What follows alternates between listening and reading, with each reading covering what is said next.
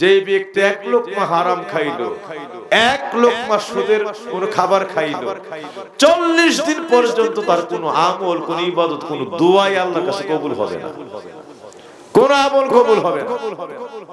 40 দিন পর্যন্ত সমস্ত মুখ তার নাপাক হয়ে থাকবে, জিহ্বা তার নাপাক হয়ে থাকবে।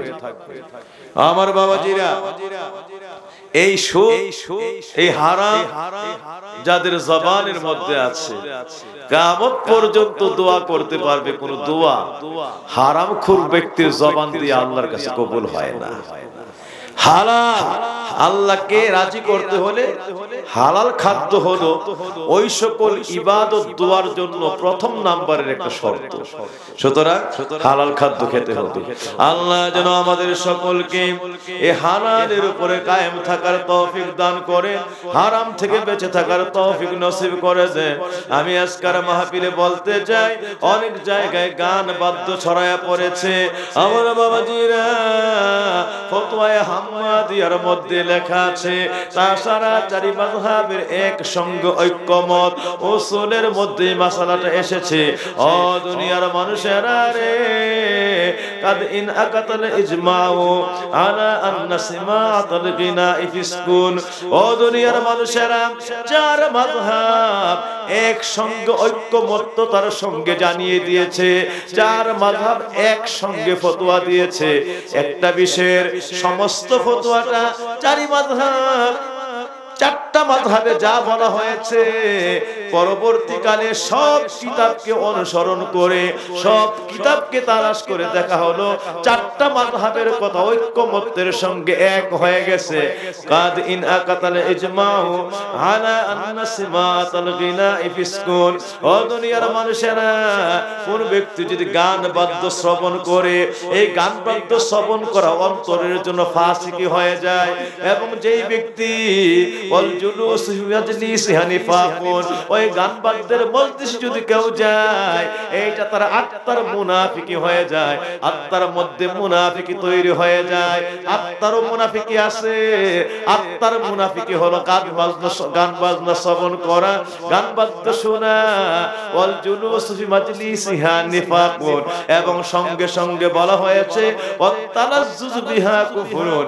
যে ব্যক্তি গান শুনে অন্তরে একটু স্বাদ অনুভব করলো বা জবান দিয়ে বললো গানটা খুব ভালো হয়েছে, এস খুব ভালো হয়েছে, এই ব্যক্তি, যেই ব্যক্তি জবান দিয়ে একবার এই কথা বললো অথবা অন্তর দিয়ে এটা একটু স্বাদ লাগছে বলে একটু স্বাদ অনুভব করলো, সঙ্গে সঙ্গে কুফরি হয়ে যায়, সঙ্গে সঙ্গে তার ঈমান চলিয়া যায়, সঙ্গে সঙ্গে কুফরি হয়ে যায়, সঙ্গে সঙ্গে তার ঈমান চলে যায়। তাইলে সিমাতুল গিনাই ফিসকুন, গান শ্রবণ করা আত্মার ফাসিকি, গানের মজলিসে যাওয়া আত্মার মুনাফিকি। আর গান শুনে যদি কেউ স্বাদ অনুভব করে, সঙ্গে সঙ্গে কুফরি হয়ে যায়, তার ঈমান চলে যায়। এই জন্য ফতোয়া হাম্মাদিয়ার মধ্যে আছে, যে জায়গায় কোনো গান বাদ্য হয়, বাজনা সহ কোনো গান বাদ্য হয়, ওই মজলিসের মধ্যে, ওই জায়গার মধ্যে কম পক্ষে ওই বাড়িটা, ওই জায়গার এক পুরুষ তথা বুক পরিমাণ, মতান্তরে কবর পরিমাণ মাটি এই বাড়ি থেকে ওটায় ফেলে দিতে হবে। সর্বনিম্ন মাসআলায় এসেছে কম পক্ষে এক কোদাল পরিমাণ মাটি ওই বাড়ি থেকে চেষে ফেলে দিতে হবে, নাইলে ওই বাড়ির কোনো সেজদা আল্লাহর দরবারে কবুল হবে না। ওই মাটিতে, ওই বাড়িতে কোন সেজদা আল্লাহর দরবারে কবুল হবে না। এখন গান বাদ্য আছে না নাই? কি বলেন, আসেনি আমাদের সমাজে?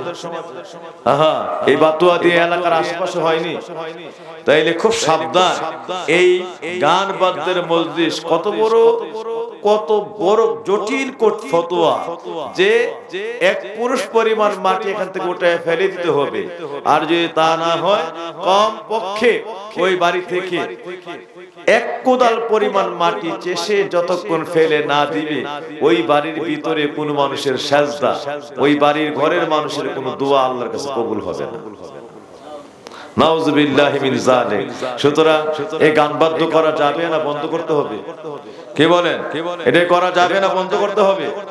সুতরাং এই সমাজের দায়িত্ব, আমার সমাজের বাবাজিরা যারা আছেন এবং দায়িত্বশীল ব্যক্তি বরণ্য যারা আছেন, যত সমাজের সাহেব সরদাররা আছে, এটা দায়িত্ব নিতে হবে।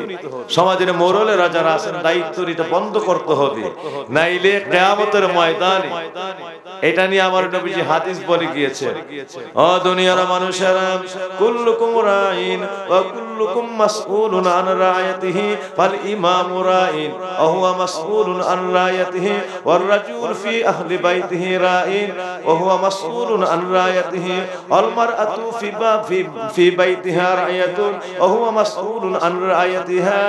দুনিয়ার মানুষেরা রে, ও আমার উম্মতেরা, একজন ইমাম,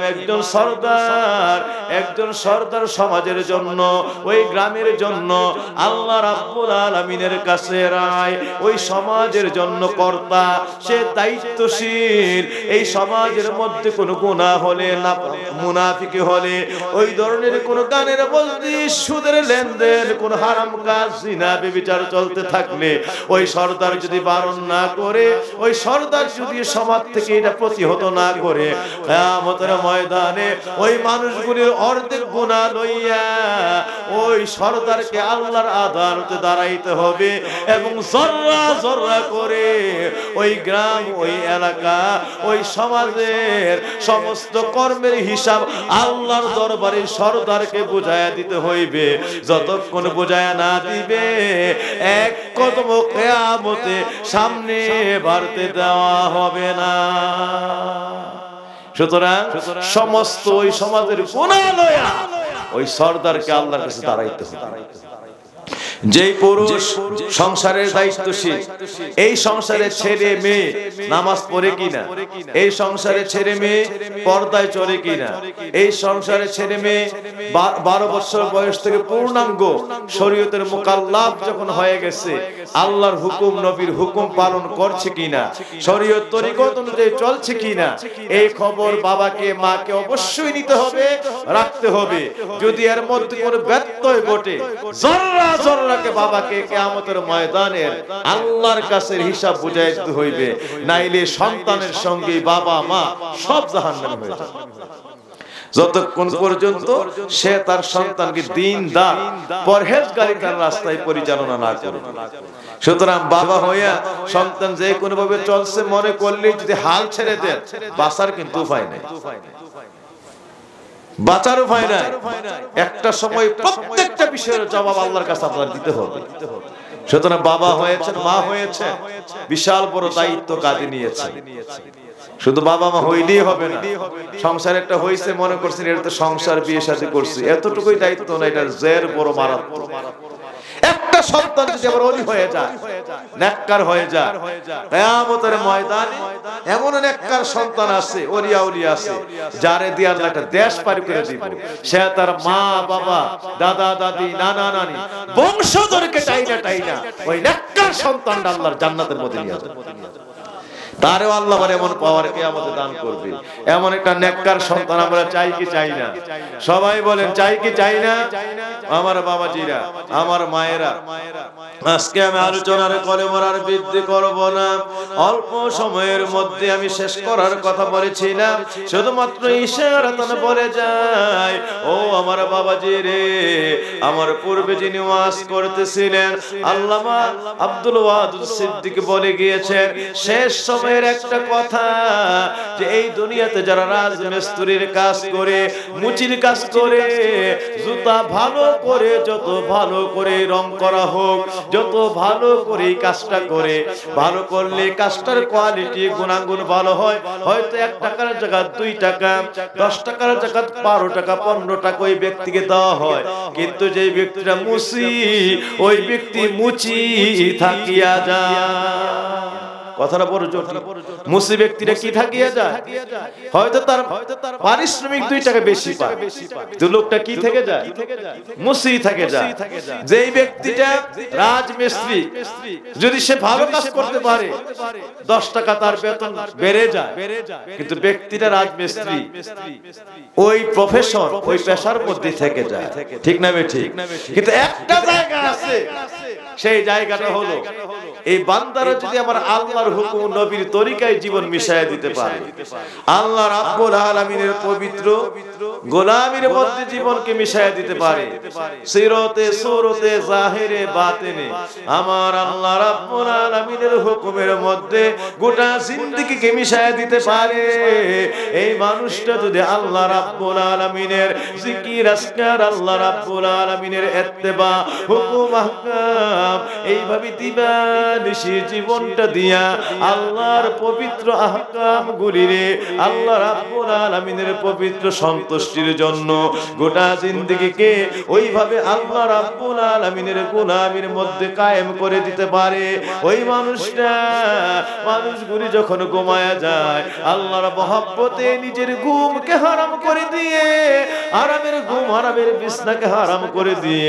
গভীর শীতের রজনীতে আস্তে করে নামাজের মুসল্লায় দাঁড়ায় যায়, আমার আল্লাহ ঘুমায় না, আমার আল্লাহর মহব্বতে বান্দাটাও ঘুমায় না, যেই বান্দাটা আমার আল্লাহর মহব্বতে চোখের ঘুমকে হারাম করে দিল, আমার আল্লাহ ডাক দিয়া বলেন কিরামান কাতিবিন, ফেরেশতারা রে তোমরা সাক্ষী হয়ে যাও, আমি আল্লাহ ঘুমাই না, আমার মহব্বতে চুপে চুপে যেই বান্দাটা আরামের বিছানা সারলো, আরামের ঘুম সারলো, এইভাবে দুনিয়ার আয়েশকে তরক করলো, দুনিয়ার আয়েশ বিলাসকে তালাক দিল, আমি আল্লাহ ঘুমাই না, আমার মহব্বতে চোখের ঘুমগুলিরে হারাম করে দিল, আমি আল্লাহর কদমের মধ্যে লুটায়া পড়লো, আমি আল্লাহর কাছে তাহাজ্জুদের মধ্যে এই জীবনটাকে আমি আল্লাহর মহব্বতের দেহটাকে তাহাজ্জুদের মধ্যে মিশায়া দিল, কপাল নাককে আমি আল্লাহর কুদরতের কদমের মধ্যে সিজদার মধ্যে মিশায়া দিল, ফেরেশতারা সাক্ষী হয়ে যাও, আমি আল্লাহ ঘুমাই না, আমি আল্লাহর মহব্বতে যেই বান্দা ঘুমায় না, আমারে পাওয়ার জন্য আমার কদমের মধ্যে লুটায় পড়েছে, ওয়াদা দিলাম এই বান্দাটারে আজকাল থেকে আমি আল্লাহ বান্দা থেকে আমার বন্ধু বানায় নিলাম, আমি আল্লাহ ওয়াদা দিলাম বন্ধুটারে আমি আল্লাহর আল্লাহওয়ালা বানায় দিলাম, আল্লাহওয়ালাটারে আমি আল্লাহর ওলিউল্লাহ বানায় লইলাম। আল্লাহু আকবার, সকলে বলি মারহাবা, আরো জোরে বলি মারহাবা। আমার বাবাজিরা সুতরাং ও আল্লাহওয়ালারা আপনাদের খেদমতে বলতে চাই, তাইলে আল্লাহওয়ালা আমরা যারে পারে যে কোন মানুষকে বলে লোকটা বড় আল্লাহওয়ালা, কিন্তু আমরা আসলে দেখলে একটা মানুষকে অনেক সময় এমনও বলি, কিন্তু আসলে ঠিক না। আল্লাহওয়ালা অর্থ হলো আল্লাহর গুণ যার মধ্যে পাওয়া যায়, তা আল্লাহর গুণ যার মধ্যে পাওয়া যায় এটা কেমনে? আল্লাহ বলছে সিবগাতুল্লাহ, আমি আল্লাহর রঙে রঙিন হয়ে যাও, আমান আহসান মিনাল্লাহি সিবগা, আমি আল্লাহর রং হইতে আর উত্তম যদি দুনিয়াতে আর উত্তম কি হইতে পারে? সাহাবীরা জিজ্ঞেস করে ইয়া রাসূলুল্লাহ, আল্লাহর রঙে রঙিন হয়ে যাব, আল্লাহ যে কোন রঙের এটা জীবনে জানি না, আল্লাহর আবার কি রং, আমার আল্লাহর কি রং ইয়া রাসূলুল্লাহ এটা দেখলামও না জানিও না। আল্লাহ যে বলল সিবগাতুল্লাহ, আমি আল্লাহর রঙে রঙিন হয়ে যাও, তো আমরা কেমনে আল্লাহর রঙে রঙিন হব? আল্লাহ কি কোন হালাতে, আল্লাহর কালার কি, আল্লাহর আকার কি, আল্লাহ কোন অবস্থায় আছেন কিছুই তো জানি না, চিনি না, দেখি নাই, সুতরাং আল্লাহর রঙে কেমন করে আমরা রঙিন হব? আবার বলছে আমান আহসানু মিনাল্লাহি সিবগা, আল্লাহর রঙে রঙিন হওয়ার চাইতে এর চাইতে সর্বোত্তম আর কি হইতে পারে? এত উত্তম জিনিসটা দেখলামই না, কি করে আমরা রঙিন হব? তখন আমার দয়াল নবী এই বিষয় সম্পর্কে আমাদেরকে জানিয়ে দিয়েছেন, ও আমার উম্মতেরা, আল্লাহর রঙে রঙিন হতে চাও, আল্লাহর রঙে যদি রঙিন হতে চাও, তাইলে আল্লাহর রং আছে 2 জায়গার মধ্যে, ওই 2 জায়গার মধ্যে চলে যাও, গেলে তোমরা আল্লাহর রঙে রঙিন হয়ে যাবা। সকলে বলি মারহাবা। কয় জায়গার মধ্যে আছে? সুবহানাল্লাহ। আল্লাহর রং কয় জায়গাতে আছে? দুই জায়গায়। খুব জটিল কথা, কিন্তু সূক্ষ্ম কথা মনে রাখতে হবে। তাহলে আল্লাহর রং সাহাবীরা প্রশ্ন করছে, আল্লাহর রঙকে আমরা কেমনে রঙিন হব? আল্লাহর তো দেখি নাই, আর আল্লাহর কালার রং এটা কিচ্ছুই জানি না, তাহলে কি কইরা আমরা আল্লাহর রঙে রঙিন হব? এটা কোরআনের আয়াত, কিন্তু সিবগাতুল্লাহ ওয়া মান আহসানু মিনাল্লাহি সিবগা। আল্লাহ কোরআনের মধ্যে জানায় দিয়েছেন তোমরা আল্লাহর রঙে রঙিন হও। আল্লাহর রঙে যতক্ষণ রঙিন না হবা, কিয়ামত হয়ে গেলে তুমি আল্লাহর ওলি হইতে পারবা না। তাই আল্লাহর ওলি হইতে হইলে কার রঙে রঙিন হইতে হইব? এমন আল্লাহর রংটা কি, এই কথা নিয়ে জিজ্ঞেস করলে আমার দয়াল নবী সাহাবীদেরকে বলে দিলেন, উম্মতেরা দুইটা জায়গার মধ্যে চলে যাও, ওই জায়গায় গেলে তুমি আল্লাহর রঙে রঙিন হয়ে যাবা। সাহাবীরা হা করে তাকায় রইল আল্লাহর নবীর কাছে ওই দুইটা জায়গা জানার জন্য, দুইটা জায়গাকে চিনার জন্য, দুইটা জায়গার ঠিকানা পাওয়ার জন্য। এবার আমার দয়াল নবী ফরমান, উম্মতেরা রে, ওই দুইটা জায়গা হলো, এক নম্বরে কালামুল্লাহ আমার আল্লাহর কোরআন, আরেক নম্বরে হলো আহাদিসুন নবিয়্যা আমি নবীর হাদিস, আমি নবীর হাদিস মুবারক। আর আমার আল্লাহর কালাম, এই কালামে প্রত্যেক লাইনে লাইনে লাইনে লাইনে যা বলছে, আর আমি নবীর হাদিসে সুন্নতের মধ্যে যা আসছে, এই দুইটা যেই ব্যক্তি আমল দিয়া মাথা থেকে পা পর্যন্ত জীবনের মধ্যে এই কোরআনকে গলার মালা বানায় দিল, হাদিসকে গলার মালা বানায় দিল, তারাই যেন আল্লাহর রঙে রঙিন হয়ে গেল। ওই মানুষটা আল্লাহর রঙে রঙিন হয়ে গেছে যে ব্যক্তি আল্লাহর কালাম মাথা থেকে পা পর্যন্ত সর্ব আমল দিয়া সাজায় দিয়েছে। আল্লাহর কালামকে, আল্লাহর কোরআনকে মাথা থেকে পা পর্যন্ত সর্ব আমলে সাজায় দিয়েছে, ওই ব্যক্তি আল্লাহর রঙে রঙিন হয়ে গেছে। আমার বাবাজিরা, তাইলে এটা কোন জায়গায় পাওয়া যায়? সাহাবীরা জানতে চাইলো। আমার নবীর, আমি নবীর উম্মতেরা, আমি নবীর উম্মত তোমরা শুনিয়া লও, এই যে আল্লাহর কালাম, এই আল্লাহর কালামটা, এই আল্লাহর কালামটাকে আমার আমি নবীর হাদিসকে দুনিয়ার যত আলেম ওলামা আছে, দুনিয়ার যত আলেম ওলামা আছে, এরা হলো কালাম বিক্রেতা, এরা হলো হাদিস বিক্রেতা। অর্থাৎ এরা সমাজের মধ্যে বিভিন্ন জায়গায় এই হাদিসকে ব্যবসা বাণিজ্যের মতো, অর্থাৎ অন্যের মতো সর্ব জায়গার মধ্যে এদের খেদমতে, এদের ইন্তেশারুল ইসলামে, এদের মেহনতে দুনিয়ার জায়গায় এই পবিত্র কোরআনের বাণী, হাদিসের বাণীকে ছড়াইয়া দিবে। আর মনে রাখবা, একজন বিল্ডিং এর কর্মকর্তা, একটা বিল্ডিং এর রংওয়ালা যেইভাবে এই বিল্ডিংটাকে, ওই বিল্ডিংটারে রং দিয়া একটু সুন্দর করে ফকফকা করে সাজায়া দেয়, আল্লাহর ওলি যারা দুনিয়াতে হবে তারা মানুষের মধ্যে এই আমলগুলি, আলেমরা আমলটাকে ছড়াইবে। আর ওলিরা হলো বিল্ডিং এর রংওয়ালার মতো, বিল্ডিং এর রং দিলে যেমন গোটা বিল্ডিং সুসজ্জিত হয়ে যায়, একদম সৌন্দর্য মণ্ডিতে এই বিল্ডিংটা অপরূপ সুন্দর হয়ে যায়। আল্লাহর ওলিরা হলো ওই রংওয়ালার মতো, তারা হলো কোরআনের রংওয়ালা, তারা হলো হাদিসের রংওয়ালা।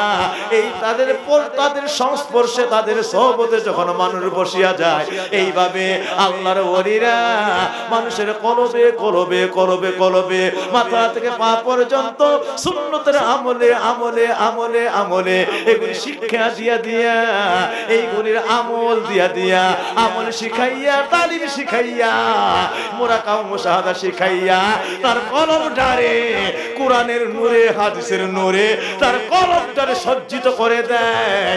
এই কলমটা আমার আল্লাহর বেলায়েতের ওলি হয়ে যায়। ওলিরা হলো রংওয়ালার মতো, তারা যেন কোরআনের নূর, হাদিসের নূর বান্দার কলবের মধ্যে এমন ভাবে সেট করে দেয়, এই মানুষটা বান্দা থেকে বন্ধু হয়ে যায়, বন্ধুরা তাদের সংস্পর্শে, তাদের আমলে একদিন আল্লাহর ওলি হয়ে যায়। সুবহানাল্লাহ। একদিন আল্লাহর কি হয়ে যায়? ওলিউল্লাহ হয়ে যায়। এই জন্য ওলিদের কাছে বেশি বেশি বসতে হবে। আল্লাহ কোরআনের মধ্যে বলে দিয়েছেন, ইয়া আইয়ুহাল্লাযীনা আমানুত্তাকুল্লাহ, বান্দারে আমি আল্লাহরে বেশি বেশি ভয় করো, পরহেজগারি অবলম্বন করো, ওয়া কুনু মাস সাদিকিন, কিন্তু সত্যবাদী আল্লাহওয়ালার সঙ্গী হয়ে যাও। কার সঙ্গী হয়ে যাও? আল্লাহওয়ালাদের সঙ্গী হয়ে যাও। কেন আল্লাহওয়ালাদের সঙ্গী হইবা?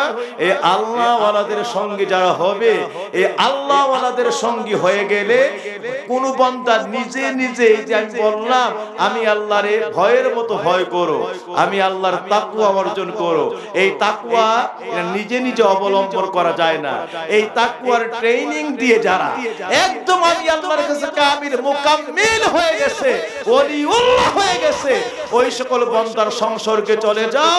ওই বান্দাদের সংসর্গে গেলে দেখবা তোমাকে এক একটা আমলের নূর, এক একটা আমলের নূর দিয়া দিয়া দিয়া দিয়া দিয়া দিয়া এই আমলগুলি করাইয়া, এই আমলের তাসির তোমার অন্তরে কালবের মধ্যে এই বান্দাগুলি এমন ভাবে আল্লাহ রাব্বুল আলামিনের খাস ফয়েজ সুনজর, আমার নবীর সুনজর দিয়া এমন ভাবে মানুষটাকে পরিপূর্ণ, মানুষটাকে এমন ভাবে পরিপূর্ণ কামেল ইনসান, কামেল মানুষ রূপে মানুষটাকে ঘরে তোলে, যে এই মানুষটার দিবানিশি তাকওয়া, পরহেজগারিতা, আল্লাহ রাব্বুল আলামিনের প্রেম, নবী প্রেম, আল্লাহর ইত্তেবা, নবীর ইত্তেবা এমন ভাবে মানুষটা জীবন অর্জন করেছে। এই মানুষটার থেকে যখন তুমি আমল, তালিম, তারবিয়ত নিবা, এবার তুমি তাকওয়ার ট্রেনিং এমন দরজায় চলে যাবা, তুমি একদিন তাদের পরশে মুত্তাকি হয়ে যাবা। ওই তাকওয়াবান ব্যক্তি হলো ট্রেনিং প্রাপ্ত ওলি। এই ট্রেনিং এ গেলে কয়েকদিন পরে তুমি আমি আল্লাহর মুত্তাকি বান্দায় পরিণত হয়ে যাবে। সুবহানাল্লাহ। এই জন্য আল্লাহর মুত্তাকি বান্দা হইতে হলে তাকওয়াবান বান্দাদের সংসর্গ লাগবে।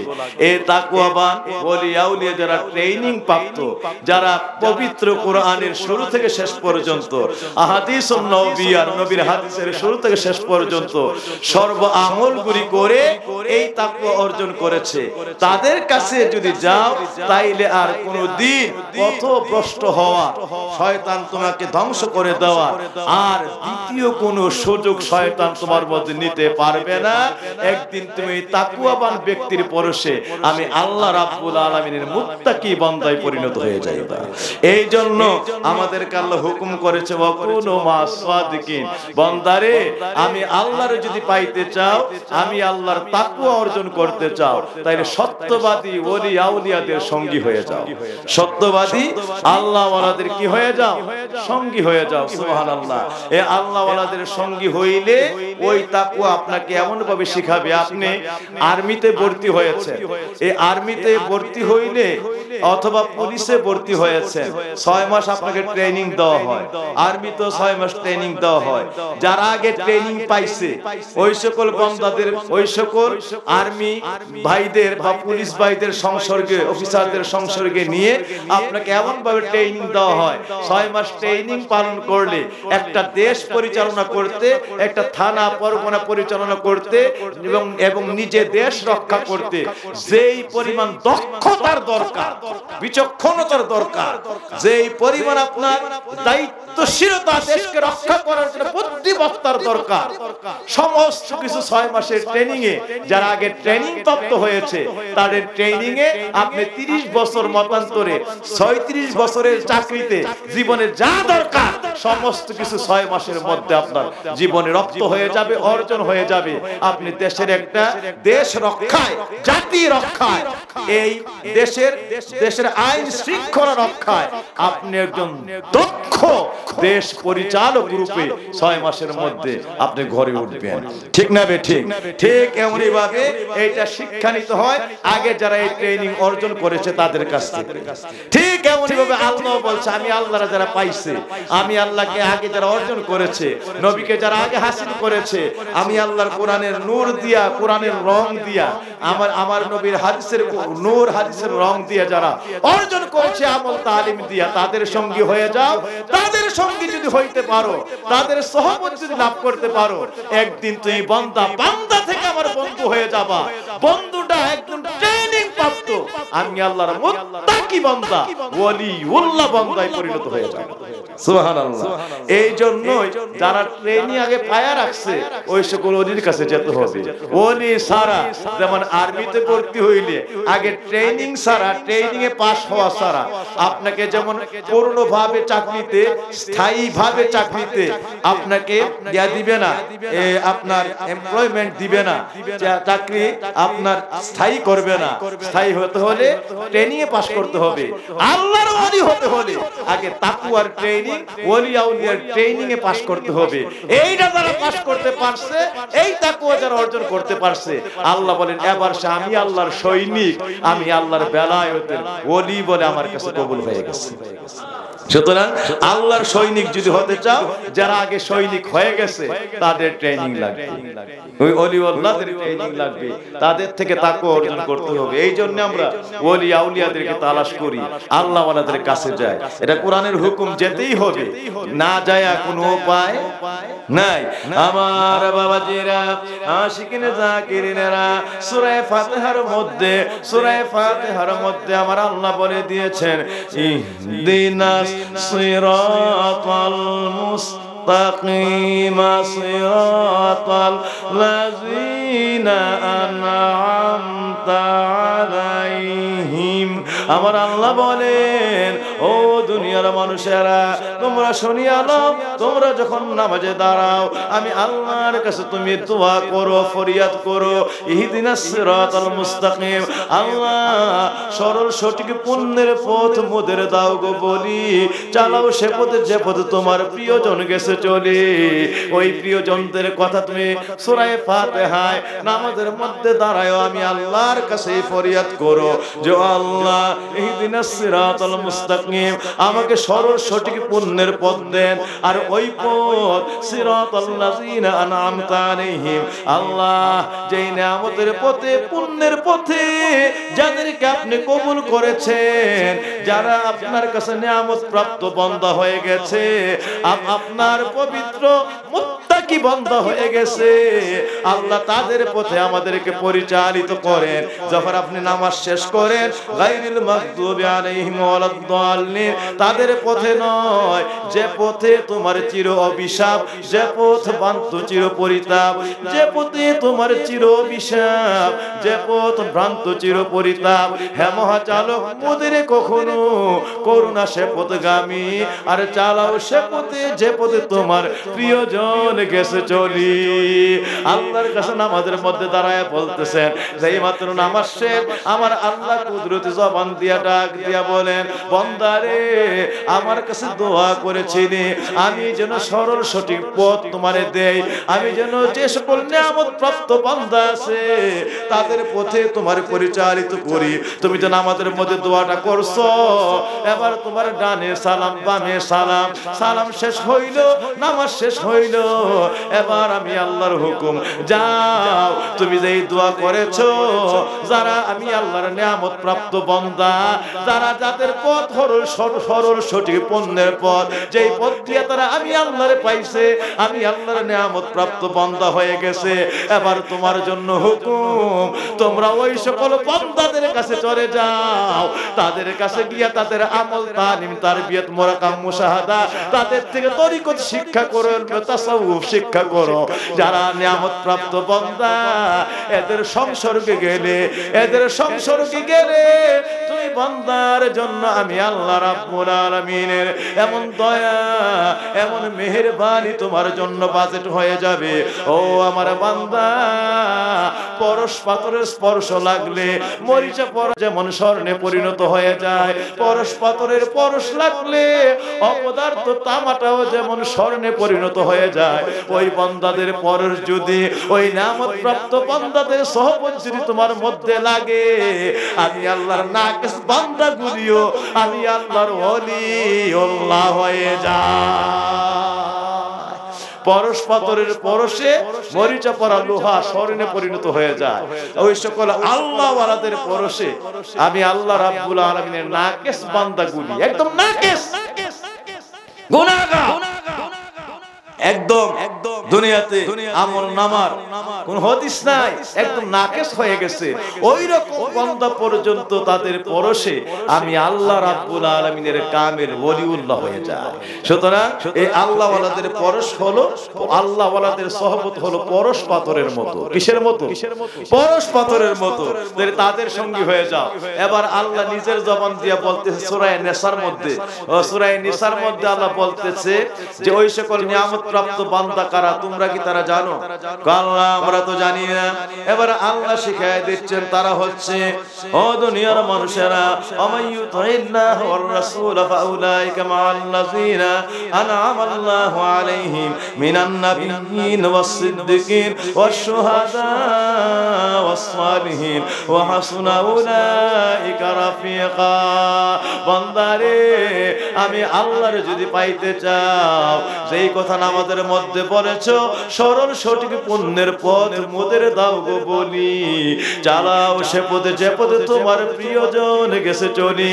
বান্দা আমি আল্লাহর প্রিয়জনকে যদি পাইতে চাও, তুমিও যদি আমি আল্লাহর প্রিয়জন হইতে চাও, তাইলে ওই সকল প্রিয়জন বান্দা আমি আল্লাহর মুত্তাকি বান্দার অন্তর্ভুক্ত হয়ে যাও, তাদের কাছে চলে যাও। তারা হলো মিনান নাবিয়্যিন, নবীরা, নবী না পাইলে সিদ্দিকিন, আবু বকরের মতো সিদ্দিকেরা, সিদ্দিকে যদি না পাও তাইলে ওয়াস শুহাদা, শহীদানেরা, বদর, উহুদ, খন্দক, ওই রকম ভাবে নবী প্রেমে আল্লাহ প্রেমে যারা জীবন দিয়েছে, শহীদদেরকেও যদি না পাও তাইলে ওয়াস সালিহিন, আমলে সালেহ কামেল ওলিউল্লাহরা যারা আছে ওই সকল বান্দাদের সঙ্গী হয়ে যাও। হাসনা উলাইকা রাফিকা, তাদের সংসর্গ, তাদের সহবত আমি আল্লাহর দরবারে সর্বোত্তম সহবত হলো, তাদের সঙ্গ হলো সর্বোত্তম আমি আল্লাহ রাব্বুল আলামিনের দরবারে আল্লাহ পাওয়ার সর্বোত্তম সম্পর্ক। এই তাদের সংসর্গ, তাদের সহবত, এরা আমি আল্লাহর দরবারে সর্বোত্তম সহবত। হাসনা উলাইকা রাফিকা, তারা হলো আমি আল্লাহ রাব্বুল আলামিনের পরম প্রিয় বন্ধু, তারা আমি আল্লাহ রাব্বুল আলামিনের পরম প্রিয় পাত্র। তারা হলো নবীরা, তারা হলো সিদ্দিকেরা, তারা হলো শহীদেরা, তারা হলো সালিহিনেরা। আল্লাহ যেহেতু চারটা কথা একসঙ্গে বলছে, মিনান নাবিয়্যিন, নবীরা, এরপরে বলছে সিদ্দিকিন, সিদ্দিকেরা, এরপরে বলছে ওয়াস শুহাদা, শহীদারা, এরপর আরেকটা শব্দ বলছে ওয়াস সালিহিন, ওলিয়া, উলিয়ারা। বোঝা গেল আমরা নবী পাইতাম না, নবী না পাইলে আবার সিদ্দিক, সিদ্দিক না পাইলে শুহাদা। আমরা তিনটা অপশন আমাদের থেকে চলে গেছে। নবী নাই আমাদের কাছে, শেষ করে সিদ্দিকিন নাই, ওয়াস শুহাদা, শহীদান নাই। আল্লাহ শেষ পর্যন্ত একটা অপশন রাখছে।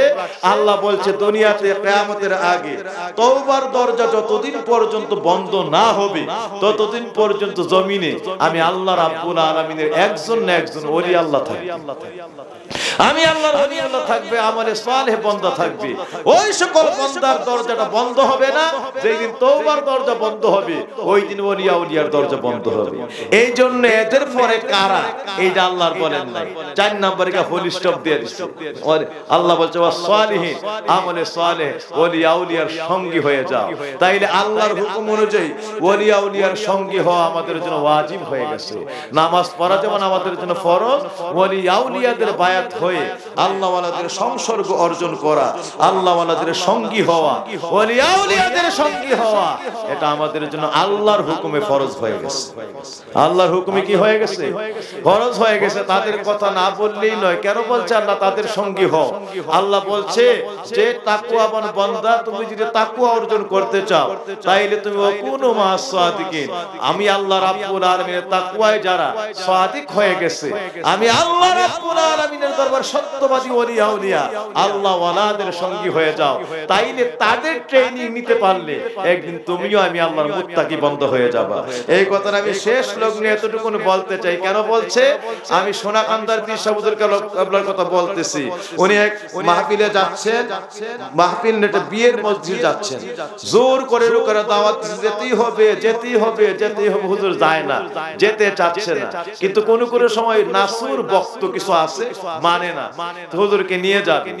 হুজুরকে নিয়ে যাওয়ার জন্য লোকও পাঠায় রাখছে। হুজুর কোনো অবস্থাতে এদেরকে না শব্দ মানাইতে পারে না। এরপর হুজুর রওনা করছে। রাস্তায় যাওয়ার পরে একটা পাহাড়ের পাদদেশ দিয়া যাচ্ছে। আল্লাহর ওলি কি করলেন, ওই জায়গায় হঠাৎ করে তার সঙ্গে সফর সঙ্গী যারা ভক্ত আছে বললেন, এই গাছের পাতা কয়েকটা খাও। সবাই আশ্চর্য হয়ে গেছে, গাছের পাতা কেন খাবে? তো হুজুর নিজে দুই একটা পাতা মুখে দিলেন। তো হুজুর মুখে দিছে, আর ভক্ত বসে থাকতে পারে? তো ভক্তরাও কয়েকটা পাতা খাইলেন।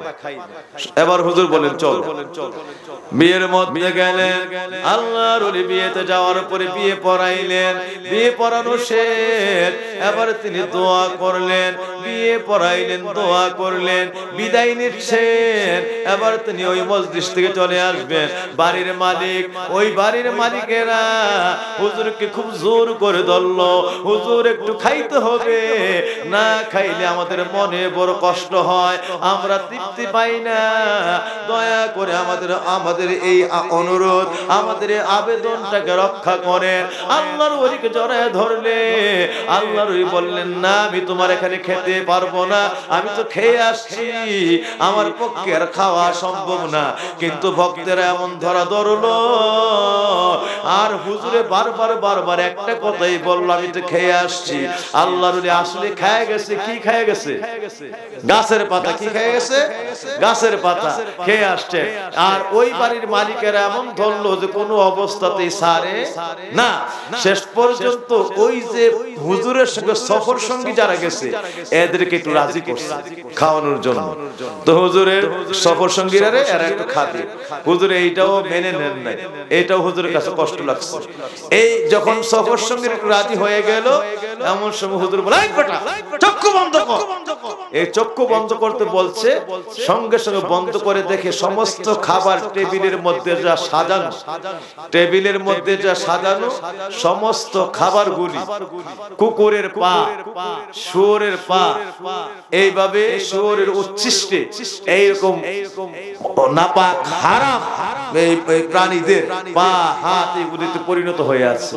থমকে উঠছে মুরিদেরা, হুজুর এটা কি হইলো? এটা তো কি দেখলাম, কুকুরের হাত পা দেখা যায়, ওই যে মুরগের যে রুষ্ট আছে এগুলো দেখা যায় শুয়োরের পা, কোনরা দেখা যায় কুকুরের পা, কুকুরের হাত, এরকম কিছু দেখতে পাইলেন। দেখার পরে বলে, হুজুর আমরা তো এমন দেখলাম। কই তোমরা এখন দেখছো? আমি রাস্তায় যখন আসতেছিলাম তখনই দেখছো। এই জন্যই তোমাদেরকে আমি বলছি যে তোমরা গাছের পাতা খায়া যাও। যে ওইখানে আমার জোর করে খাইতে ধরবে, তা আমি তার মিথ্যা বলতে পারবো না, এই জন্য আমি বলছি আমি খাই আসছি। এই জন্য আমি উত্তর দেওয়ার জন্য রাস্তায় উত্তর নিয়ে আসছি, যে গাছের পাতা দিয়ে একটা খায়া বুঝাইবার জন্য যে আমি তো খেয়ে আসছি। আমি দেখছি এই খানার মধ্যে সুদের খানা আছে, সুদের টাকা আছে, আর সুদের টাকার কারণে সমস্ত খানা হারাম হয়ে আছে। সমস্ত খানা হারাম প্রাণীদের অন্তর্ভুক্ত হয়ে আছে। এই জন্য আমি ওইখান থেকে এই খানা খাইলে সমস্ত কলঙ্ক মরে যাবে। তাকওয়া আমি আল্লাহ রাব্বুল আলামিনের, আমার আল্লাহ রাব্বুল আলামিনের বেলায়েত কলব থেকে সঙ্গে সঙ্গে মুছে যাবে। এই বেলায়েত কলব থেকে তালা মেরে যাবে। আমি আমার আল্লাহ রাব্বুল আলামিনের সঙ্গে কালবের আর কোনো নিসবত থাকবে না, মুরাকাবা থাকবে না, যোগাযোগ থাকবে না, কলবের জিকির বন্ধ হয়ে যাবে। এই জন্য রাস্তা করে খেয়ে আসছি গাছের পাতা, কিন্তু তারপরে বুঝাইতে পারি নাই। যাই হোক একটু বুঝাইছিলাম, কিন্তু তোমাদেরকে রাজি করে ফেলছি। তো তোমরা তো আমার ভক্ত, তাকওয়ার ট্রেনিং দিতে আসছো। এখন আয়েশা যদি টিচারের কাছে নিজেরা আবার এই টিচারের কাছে থাকার পরও কোনো না কোনো ভুলে আবার সমস্ত আমল ধ্বংস হয়ে যায়, তাইলে তো তাকওয়ার ট্রেনিং হাসিল হইল না। এই জন্য তোমাদের রক্ষার জন্য আমি সেই জিনিসটা তোমাদেরকে দেখাই দিই। সুবহানাল্লাহ, তোমাদেরকে সেইটা রক্ষার জন্য আমি তোমাদের অন্তর চক্ষু হাসিল করে সেটা দেখাই দিলাম। সুবহানাল্লাহ, এই হলো আল্লাহর ওলিদের তাকওয়া। সঙ্গে সঙ্গে বাড়ির মালিক কইরা দেখাইছে। বাড়ির মালিক সুদ করছিল, হুজুরের পায়ে এমন ভাবে লুটাইয়া পড়ছে এই ঘটনা দেখার পরে। এমন তওবা করছি হুজুর কোনদিন আর সুদ খাবো না, ওয়াদা দিলাম আজকাল থেকে বাকি যত খাবার আছে সব খাবার নিয়ে ঢিল মেরে বাড়ির পাশে খালের মধ্যে আড়ার মধ্যে ফেলে দিয়েছে, আর একটা খাবারও কেউ মুখে নেয় নাই। আমার বাবাজিরা, সমস্ত খাবার হারামে পরিণত হয়ে আছে সুদের কারণে। এই খাবার খাইলে মানুষ না যাই না দেখা আপনি ইচ্ছা করে শুয়োরের উচ্ছিষ্ট, কুকুরের উচ্ছিষ্ট এগুলো খাইতে পারবে? দেখি না বিধায় আমরা এগুলো খাইতেছি হারামগুলো। যদি এটার পরিণতি কি দেখতাম আমরা কেউ এগুলো মুখেও নিতাম না। আমার বাবাজিরা, ওই জন্য আল্লাহ বলছে তাকওয়াওয়ালা বান্দাদের সঙ্গী হয়ে যাও, তুমি সত্যবাদী আল্লাহওয়ালার সঙ্গী হয়ে যাও, ওইখানে গিয়ে তাকওয়ার ট্রেনিং দাও। তারা যেইভাবে চলছে, তারা যেইভাবে আমি আল্লাহকে রাজি করেছে, তারা যেইভাবে আমি আল্লাহকে তাকওয়া দিয়ে হাসিল করেছে, ওই তাকওয়ার ট্রেনিং যদি প্রতিটা দিনে দিনে তাদের আমল থেকে নিতে পারো, তাইলে তুই বান্দা এমন মুত্তাকি হয়ে যাবা শয়তান আর বিন্দু পরিমাণ তোমাকে পথভ্রষ্ট করার জন্য এক মিনিট তোমাকে আর ধোঁকা দিয়া ধ্বংস করতে পারবে না। এই জন্যই ওলিয়া আউলিয়াদের সঙ্গী হওয়া, তাদের যে তাসির, তাদের যে তাকওয়া, তাদের যে আমল, তাদের যে আখলাক, তাদের যে ওঠাপড়া, তারা সারাক্ষণ কালবে দেখে দেখে আল্লাহ রাব্বুল আলামিনের পবিত্র কোরআন হাদিসের নূর দিয়া, হাদিসের রং দিয়া গোটা দেহটাকে নূরে গুলজার করে ফেলেছে। সুবহানাল্লাহ। এটাই হলো সর্বোত্তম রং, আল্লাহর রং, যারা এই ওলিয়া আউলিয়ারা এই কোরআন হাদিস থেকে যেটা হাসিল করে নিয়েছে। কিন্তু আমরা ওয়াজ শুনি, কোরআন হাদিস পড়ি, কিন্তু এই রং এখন অর্জন করতে পারি নাই। এই জন্য এখন আমার মধ্যে সুদ আছে, এখন আমার মধ্যে ঘুষ আছে, এখন আমার মধ্যে মিথ্যা আছে, এখনো আমার মধ্যে মানুষ ঠকানো আছে, এখনো আমি ব্যবসা করি ওজনে কম দেওয়ার অভ্যাস আছে, এখনো আমি ব্যবসা করি দুধে পানি মিশানোর অভ্যাস আছে, এখনো আমার আইল ভাঙ্গা লাইল ভাঙ্গা, পড়োশীকে কষ্ট দেওয়া, মানুষের সম্পদ জোর জবরদস্তি করে দখল করা, এতিমের সম্পদকে বা অনাথ অসহায় সম্পদকে জোর করে জবরদস্তি করে তাদের হককে মেরে ফেলা, অন্যায় ভাবে আত্মসাৎ করা, এখনো জিনা ব্যভিচারের অভ্যাস আছে, এখনো বেপরদার অভ্যাস আছে, এখনো বিভিন্ন ভাবে মা বাবার নাফরমানির অভ্যাস আছে, এখনো প্রতিবেশী পাড়া প্রতিবেশীকে বিভিন্ন জুলুম করা, অত্যাচার করার অভ্যাস আছে। কারণ আমি কোরআন হাদিস আমার ঘরে আছে, কিন্তু কোরআনের রং, কোরআনের নূর, কোরআনের তাসির আমার আত্মার মধ্যে আসে নাই। হাদিসের তাসির আমার আত্মার মধ্যে আসে নাই, যার কারণে কোরআন থাকলে কি হবে, এই তাসির, এই তাকওয়া, এই ট্রেনিং না থাকার কারণে আমি কোরআনের নূর আর হাদিসের নূর দিয়া আল্লাহ পর্যন্ত পৌঁছতে পারি না। পৌঁছতে হইলে ওই আল্লাহওয়ালার সঙ্গে হওয়া লাগবে, তার থেকে গিয়ে তাকওয়াগুলি হাসিল করতে হবে। এরা যদি ওইখান থেকে শিক্ষা নিতে পারে, তাইলে দেখবেন একদিন কলব জারি হয়ে গেছে। কালবে গড়ির কাঁটা যেমন টিকটিক করে বাজে, কালবের মধ্যে আল্লাহ নামের জিকির এইভাবে জারি হয়ে গেছে। এই মানুষটা এই কালটাকে এমন ভাবে বেলায়েতের দরজায় আল্লাহ পর্যন্ত পৌঁছায় দিবে যে আপনি ইচ্ছা করে যে জিনিস এখন সাধারণ শরীয়তে থাইকে করতে পারেন না, শরীয়তের সঙ্গে যখন তরিকত, ওই তাকওয়ার ট্রেনিং আপনার যুগ হয়ে যাবে। এরপরে দেখবেন আপনার কালটা কাটা কম্পাসের মতো হয়ে যাবে, কোন সাইডটা গেলে হক, কোন সাইডটা গেলে না হক, এই কাটা কম্পাসের মতো আপনাকে কাটা ধরে হকের রাস্তা এইটা, এই রাস্তায় গেলে তুমি বিপদে পড়ে যাবা, জাহান্নামে হয়ে যাবা, আল্লাহর অবাধ্য হয়ে যাবা, সীমা লঙ্ঘনকারী হয়ে যাবা, রাসূলের অবাধ্য হয়ে যাবা। এই পথ থেকে আপনাকে বারংবার কাটা কম্পাসের মতো এটা ফিরায়া আপনাকে একটা পথ সিরাতুল মুস্তাকিমের দিকে, সারাক্ষণ আপনাকে ওই পথের দিকে এই কাটা কম্পাস কলব আপনাকে ওই দিকে দাবিত করতে থাকবে। আল্লাহু আকবার। এই দিকে আপনি দাবিত করতে থাকবে। যখন এইটা কলব জারি হয়ে যাবে, কসম আল্লাহ, একটা গুনাহ আপনাকে দিয়ার হবে না, আপনাকে সারাক্ষণ সে পথ দেখাইবে। এই পথটাই ডাইরেক্ট জান্নাতের, এই পথটাই রাহমাতুল লিল আলামিনের, এই পথটাই আল্লাহর বেলায়েতের, এই পথটাই আল্লাহর ওলি হওয়া, এটাই আল্লাহর ওলিউল্লাহর পথ। সুবহানাল্লাহ। এই জন্য তাকওয়াওয়ালা বান্দা, তাকওয়ার ট্রেনিং প্রাপ্ত বান্দার সঙ্গী হতে হবে, আল্লাহ ওয়ালাদের কাছে যেতে হবে, তাদের পাওয়ার যে কত। সুবহানাল্লাহ। হযরতে সুলাইমান আলাইহিস সালাম এই কথা বলে আমি দোয়ার দিকে চলে যাচ্ছি। আল্লাহর নবী সুলাইমানের দরবারে রানী বিলকিস সাবা দেশ থেকে যখন সুলাইমানের রাজত্ব জেরুজালেমের দেশ দেখতে আসলেন, এমন সময় আল্লাহর নবী সুলাইমান প্রধান ফটক গেটের কাছে রানী বিলকিস চলে আসলে হুদহুদ পাখি এসে বলল, ও নবী সুলাইমান, রানী বিলকিস আপনার দেশ দেখার জন্য চলে আসছে, আপনি অল্পক্ষণের মধ্যে প্রস্তুতি নিয়ে নেন। প্রধান গেটের কাছে চলে আসছে, এখনই ঢুকে পড়বে। সঙ্গে সঙ্গে তিনি সভাসদকে একটা মিটিং করলেন। মিটিং এর মধ্যে বললেন, তোমাদের মধ্যে কে আছো? আর হুদহুদ পাখিটা বলে গিয়েছে, ও নবী সুলাইমান, রানী বিলকিসের একটা সিংহাসন আছে, ওয়ালাহা আরশুন আযীম, তার একটা মহান আরো সিংহাসন আছে। এটা হলো একাধারে 120 ফিট লম্বা, 120 ফিট পাশে।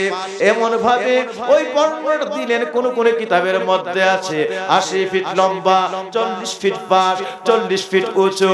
আরেক ইবারতের মধ্যে আছে 80 ফিট লম্বা, 60 ফিট পাশ, 40 ফিট উঁচু। এই লম্বা এই এত বড় সিংহাসন, সে আর এত বড় একটা কুরসি হলো রানী বিলকিসের, যেই কুরসির মধ্যে বসে তিনি দেশ শাসন করেন, সাবা দেশকে পরিচালনা করেন। যার বাবা ছিল মানুষ, যার বাবা ছিল মানুষ, মা ছিল পরী, পরীর সঙ্গে মানুষের বিয়ে হয়েছিল। ওই মানুষ এবং পরীর সঙ্গে সংমিশ্রণে ওই ঘরের মধ্যে জন্ম হয়েছিল রানী বিলকিস। এই ঘটনা বলতে গেলে অনেক সময় লাগবে। এই রানী বিলকিসের পায়ের গোড়ার মধ্যে এক গাছি চুল ছিল। যখন হাঁটতেন, এই পরীদের পায়ের চুলের গোছার এক গুছা চুল ওনার পায়ের মধ্যে ছিল। এইটা যখন কোন জায়গায় পড়তো, আল্লাহ রাব্বুল আলামিনের গোটা সৃষ্টি জগৎ রানী বিলকিসের পায়ের দিকে তাকায়া থাকতো, এত সুন্দর লাগতো। সুবহানাল্লাহ। এই জন্য সুলাইমান আলাইহিস সালামের কাছে হুদহুদ পাখি এসে খবরটা বলছে, এই রানী বিলকিস আপনার সংসদের মধ্যে ঢুকে যাচ্ছে, প্রধান গেটের কাছে, এই যে গেট আছে মাহফিলের, ওই গেটের কাছে চলে আসছে, অল্পক্ষণ পরে প্যান্ডেলে আইসা পড়বে। তো আপনি যদি তার পায়ের এই গোড়ার চুলটা দেখতে চান, তার বাবা কিন্তু ছিল মানুষ আর মা ছিল পরী, পরীর সঙ্গে মানুষের বিয়ে হয়েছে, ওর এর করে জন্ম হয়েছে রানী বিলকিস। দেখতে এত সুন্দর, আর পায়ের গোছার চুল দেখলে মনে হয় যে আল্লাহর সৃষ্টি জগৎ তার দিকে তাকায় থাকতো, এত সুন্দর ছিল অবয়ব। এই জন্য নবী সুলাইমান কি কইরা রানী বিলকিসের চুলটা দেখা যায়, পায়ের এই গোছার চুলটা। এই জন্য ওনার সংসদের সামনে, প্রধান রাজধানীর সংসদের সামনে উনি একটা বিশাল বড় নহর বানায় দিলেন। নহরের উপরে তিনি এটাকে কাঁচ দিয়া ঢেকে দিলেন। রানী বিলকিস যখন আসতেছিল, জিন দিয়ে কাজ করেছিল। রানী বিলকিস যখন প্রধান ফটক পার হয়ে চলে আসে, তখন রানী বিলকিস এই হঠাৎ করে দেখলেন নহর। সুলাইমানের সংসদে যেতে হলে, প্রধান প্রসাদে যেতে হলে তাইলে নহর পার হতে হবে। তিনি তখন এটা বুঝতে পারেন নাই। তো ওনার সঙ্গে যারা রিসিপশনে ছিল, অভ্যর্থনায় ছিল, সকলে নিয়ে আসতেছে আগায়া হযরত সুলাইমানের দরবারে প্রধান প্রসাদের মধ্যে নিয়ে যাওয়ার জন্য। ওইখানে রানী বিলকিস আসলে উনি হঠাৎ করে চিন্তা করলেন, কারণ সুলাইমান আগে থেকে নহরটা তৈরি করে, পুরা নহরটা কাঁচ দিয়া, এই যে কাঁচ আছে, কাঁচ আয়না, এই কাঁচ দিয়ে এটাকে সুন্দর করে সুসজ্জিত করে দিলেন। উপর থেকে কাঁচটা বুঝাই যাইতো না, তাকাইলে ফটফট করে শুধু পানিটা দেখা যাইতো, আর উপরের কাঁচ দিয়ে হাঁটা যাইতো। এত দামি মোটা ভালো কাঁচ এটা ছিল। কাঁচ দিয়ে পুরা লেকটা, পুরা এই ঝর্ণাটাকে উনি উপরে দিয়ে সুসজ্জিত করে দিয়েছেন। একমাত্র নিয়ত হলো, কারণ হলো তুমি সুলাইমানের যে এখানে আসলে রানী বিলকিস একটা বিব্রত অবস্থায় পড়বে। উনি দেখবে হাঁটু পানি দেখা যায় নহরটার মধ্যে, এত স্বচ্ছ ছিল নহরটা, কতটুকু পানি আছে দেখা যাইতো। তো উনি মনে করেছিলেন যে এই নহরটা আছে, এই নহরটার মধ্যে তো তাইলে জুতা খুলতে হবে, জুতা খুলে তাইলে ওই নহরটা পায়ে হেঁটে পানি পার হয়ে তাই সংসদে যেতে হবে। এই মনে করে রানী বিলকিস উনি পায়ের কাপড়টা একটু টান দিয়েছিলেন, পায়ের কাপড় টান দিছে, অর্থাৎ পানি হাঁটু পানিতে হাঁটতে হলে একটু কাপড়টা উঠাইছিলেন জুতা খুলে। এর কারণ ছিল তিনি এই নহর পার হয়ে আসবেন, পানি পারতে হবে, এই জন্য ওনার কারণ ছিল এটা।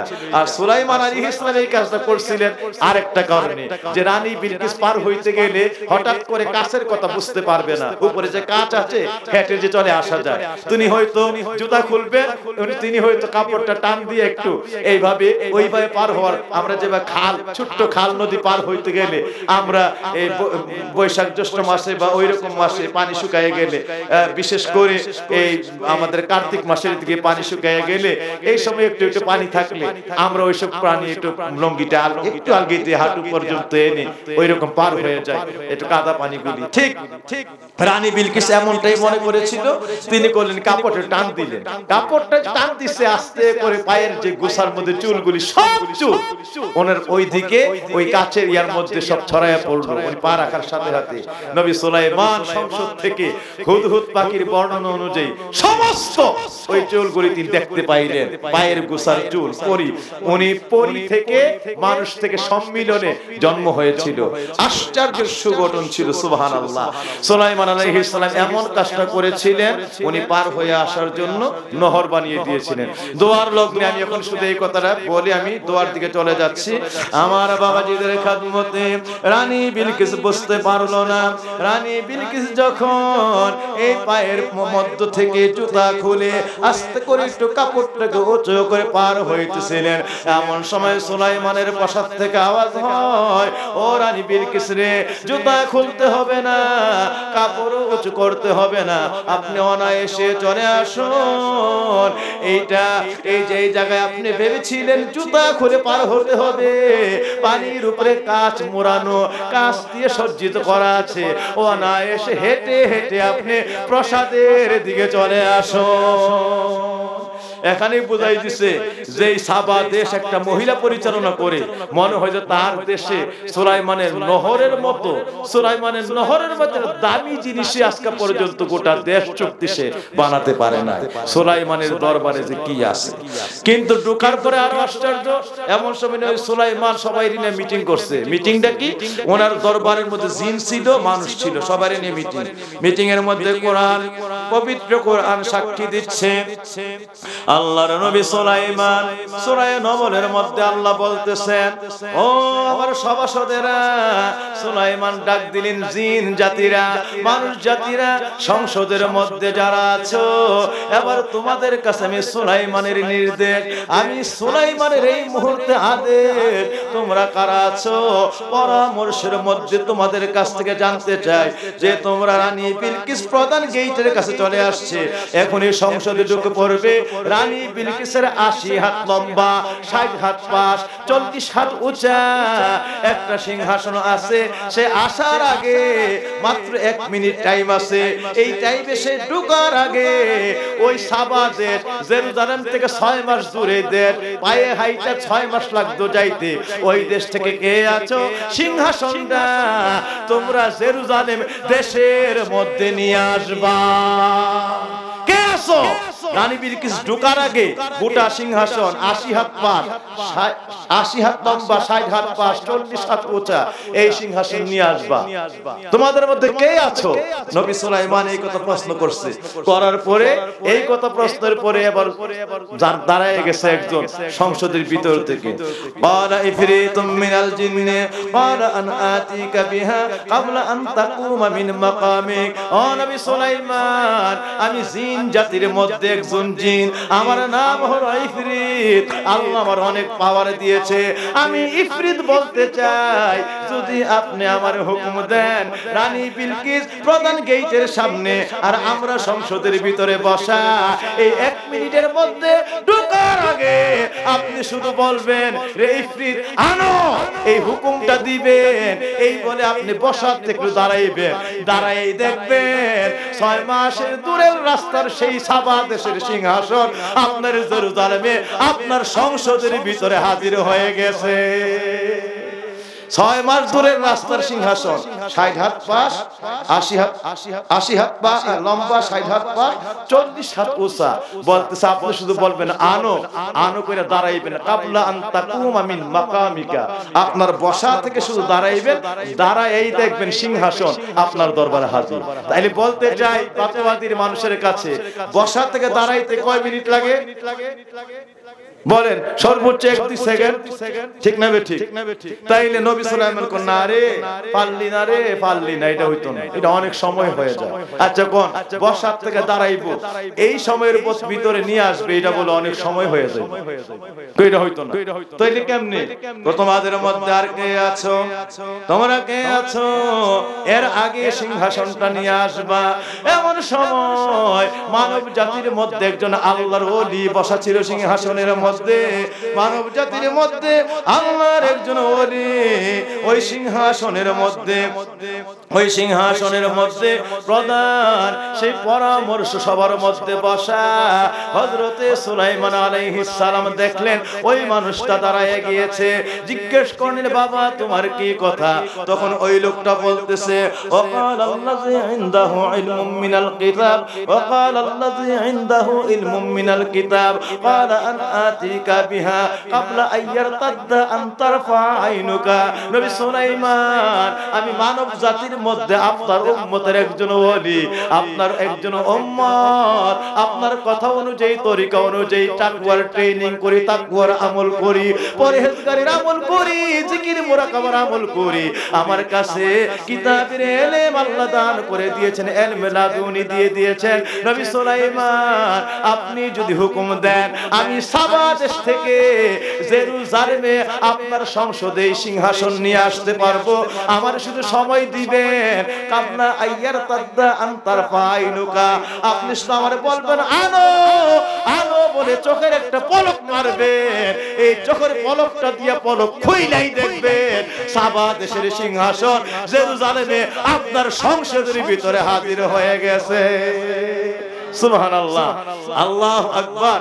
যে খেয়াল করছেন যে আপনি বলবেন শুধু আনো, এই আনো কইলা চোখের একটা পলক মারবেন, উঠতে হবে না, বসতে হবে না, দাঁড়াইতে হবে না, কিচ্ছু করতে হবে না, শুধু চোখের পলক। আচ্ছা দেখেন তো চোখের পলক দিয়ে কত তাড়াতাড়ি চলে চোখের পলক, মানে সেকেন্ডের আগে পলক মারতেছেন আপনি। এই যে চোখের পাতি যেটাকে বলা হয়, আল্লাহু আকবার। ওলি বলতেছেন চোখের পাতি মারবেন, একটা পলক মারবেন, পলকটা দিয়া খুইলাই দেখবেন আপনি উঠতে হবে না, কিচ্ছু না। সাবা দেশের সিংহাসন আপনার জেরুজালেমের মধ্যে হাজির হয়ে গেছে। সুবহানাল্লাহ। সিংহাসন কত বড়? 80 হাত লম্বা, 60 হাত পাশ, 40 হাত উঁচু।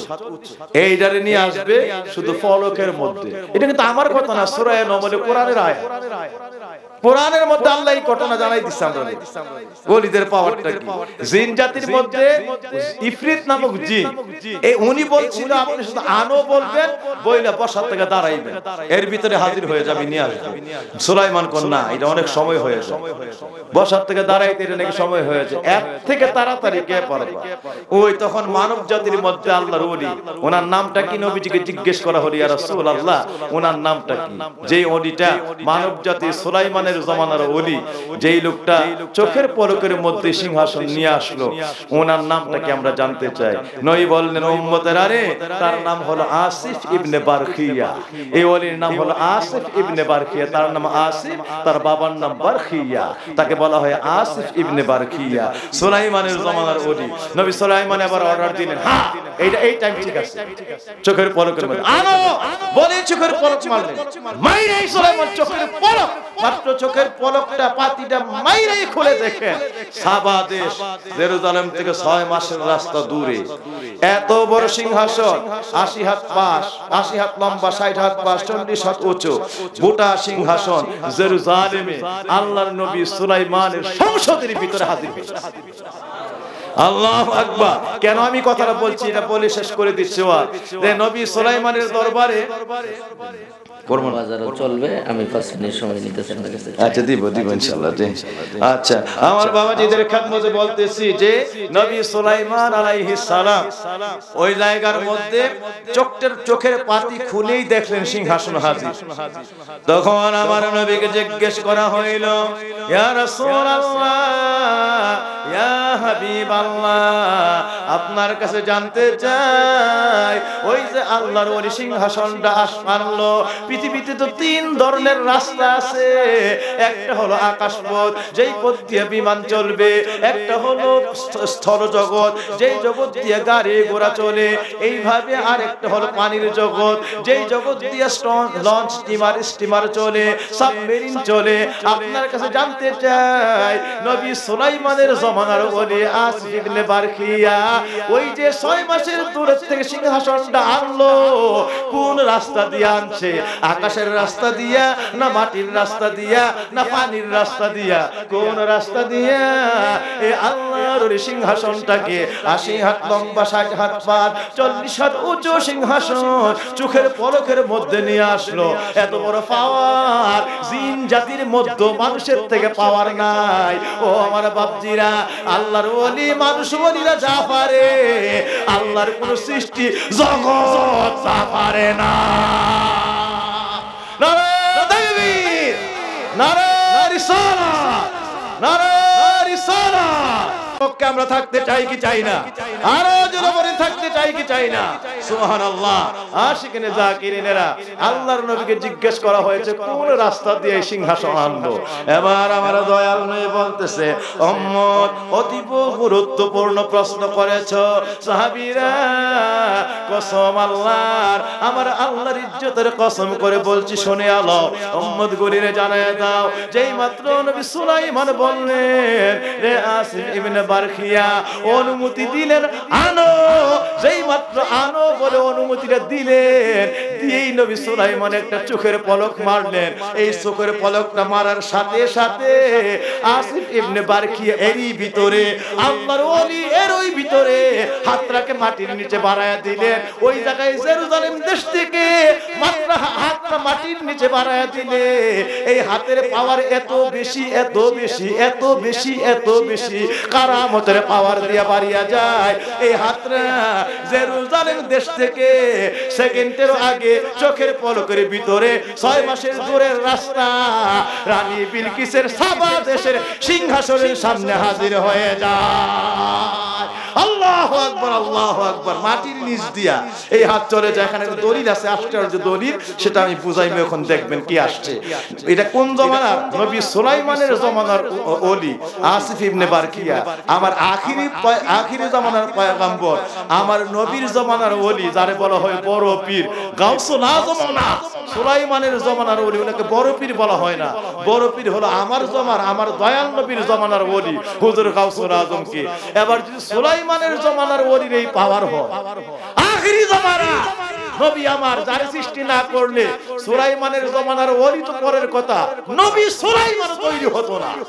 সুতরাং ওই জমানার নবীর উম্মতের পাওয়ার যদি এমন হয়, আখিরি জমানার উম্মতের নবীর উম্মত, ওই নবীর উম্মতের ওলি বড় পীর আব্দুল কাদের জিলানী, আপনার আমার এই জমানার পীর, সারা বিশ্বের পীর, সারা জগতের পীর, কুল কায়নাতের পীর, পিরানে পীর, পীরেরও পীর, পীরেরও পীর হুজুর গাউসুল আজম আব্দুল কাদের জিলানীর পাওয়ার। সুবহানাল্লাহ। আল্লাহ হুজুর গাউসুল আজমের পাওয়ারটা কেমন দান করেছেন। এই ওয়াজ করলে আজকে অনেক আশ্চর্য অবস্থা হয়ে যাবে। সময় দিচ্ছি একটু শেষ করেন কথাটা। আমার বাপজিদের খেদমতে বলতে চাই, আল্লাহ ওয়ালারা নবী আমার বললেন, রে আমার উম্মতেরা, আসিফ ইবনে বারখিয়া মাটির নিচে হাতটা বাড়ায় দেন, কারামতের পাওয়ারে হাতটা সুলাইমানের চোখের পলকের ভিতরে সাবা দেশের মধ্যে হাজির হয়ে যায়। ওই সাবা দেশের সিংহাসনের কাছে গেলে ওইখানে হাত লাগিয়া সিংহাসন নাগাল পেয়ে যায়। একটা ধাপটানি দিলেন, এইটাকে মাটির 70 গজ মাটির নিচে নিয়ে আসলেন। এক ধাপটানিতে মাটির নিচে দিয়া এই হাতের তালুর মধ্যে রাইখা এই সুলাইমান চোখের পলক খোলার আগে এই মাটির 6 মাসের রাস্তা পাড়ি দিয়া আবার সেই জেরুজালেমের সিংহাসন নবী সুলাইমানের সংসদের মাটির তলদেশ দিয়া নবীর সামনে সংসদের ভিতরে এই সিংহাসনকে হাজির করে দিলেন। মাটির তলদেশ দিয়া 6 মাস দূর থেকে হাতের শুধুমাত্র তালুর মধ্যে রাইখা একটা ধাপটানি দিয়া ওইখান থেকে পুরা মাটির তলদেশের রাস্তা দিয়া তিনি এই সিংহাসনকে জেরুজালেম দেশ নবী সুলাইমানের সামনে হাজির করে দিলেন। এইটার থেকে কিয়ামত পর্যন্ত দলিল হয়ে গেছে, যদি দুনিয়ার একজন ওলি এই হাত বাড়াইলে, দুনিয়ার একজন ওলি যদি হাতটা বাড়াইয়া দিলে জেরুজালেম দেশ থেকে সাবা দেশের মধ্যে 6 মাসের রাস্তা দূরত্বে ওই জায়গায় মাটির তলদেশ দিয়ে হাত এক দেশ থেকে আরেক দেশে ওই জায়গায় চলে যেতে পারে। ওই জায়গার এত বড় সিংহাসন মাটির তলদেশ দিয়ে চোখের পলকের আগে আবার জেরুজালেমে হাজির করে দিতে পারে। একজন ওলি যদি মাটির তলদেশ দিয়ে যাওয়া হাতটা বাড়ায় দিয়ে আরেক দেশ থেকে সিংহাসন নিয়ে আসা এত বড় পাওয়ার যদি ওলির হাতে থাকে, তাইলে বাতুয়াদের জমিনে যখন আমার নবীর কোন উম্মতকে দাফন করা হয়, মিল্লাতে রাসূলুল্লাহ বলে কবরে শোয়া দেওয়া হয়, মদিনার রওজা থেকে যাকে না বানাইলে সুলাইমান তৈরি হতো না, যারে না বানাইলে আসিফ ইবনে বারখিয়া সুলাইমানের ওলি তৈরি হতো না। ওই নবী আমার মদিনার রওজা মুবারক থেকে মিল্লাতে রাসূল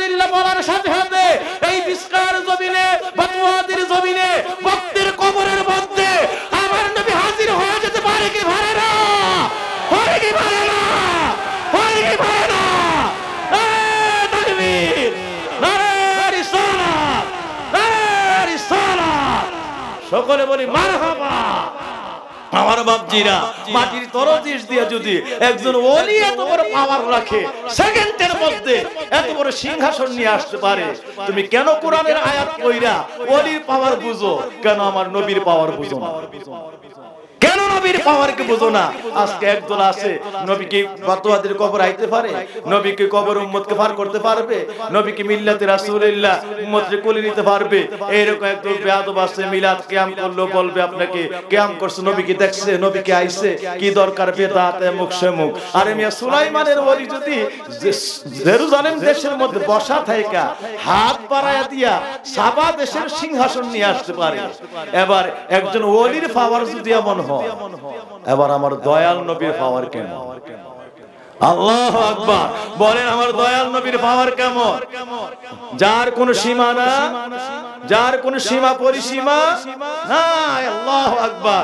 আপনি দুনিয়ার জমিনে বিজ্ঞানের সাহায্যে, নেটওয়ার্কের সাহায্যে একটা ভিডিও কলে কল দিলে, আমেরিকায় বন্ধু থাকে, এই তার ডিজির সংখ্যাগুলি বসায়া আমেরিকায় বন্ধুরে ভিডিও কলে কল দিলেন, সেকেন্ডের মধ্যে লন্ডন যায় না, ইন্ডিয়ায় যায় না, ফ্রান্সে যায় না, এই কল আমেরিকায় চলে গেছে। হায় হায়, একটু ভুলও করে না, আমেরিকায় গিয়ে ওই বন্ধুর মোবাইলের মধ্যে হাজির হয়ে গেছে। এবার বন্ধুকে ওই আমেরিকাও সব লোকের মোবাইলে না, এই বন্ধু যেখানে আছে, ওই এই বন্ধুর এই মোবাইল যেখানে আছে, ওই মোবাইলে হাজির হয়ে যায়।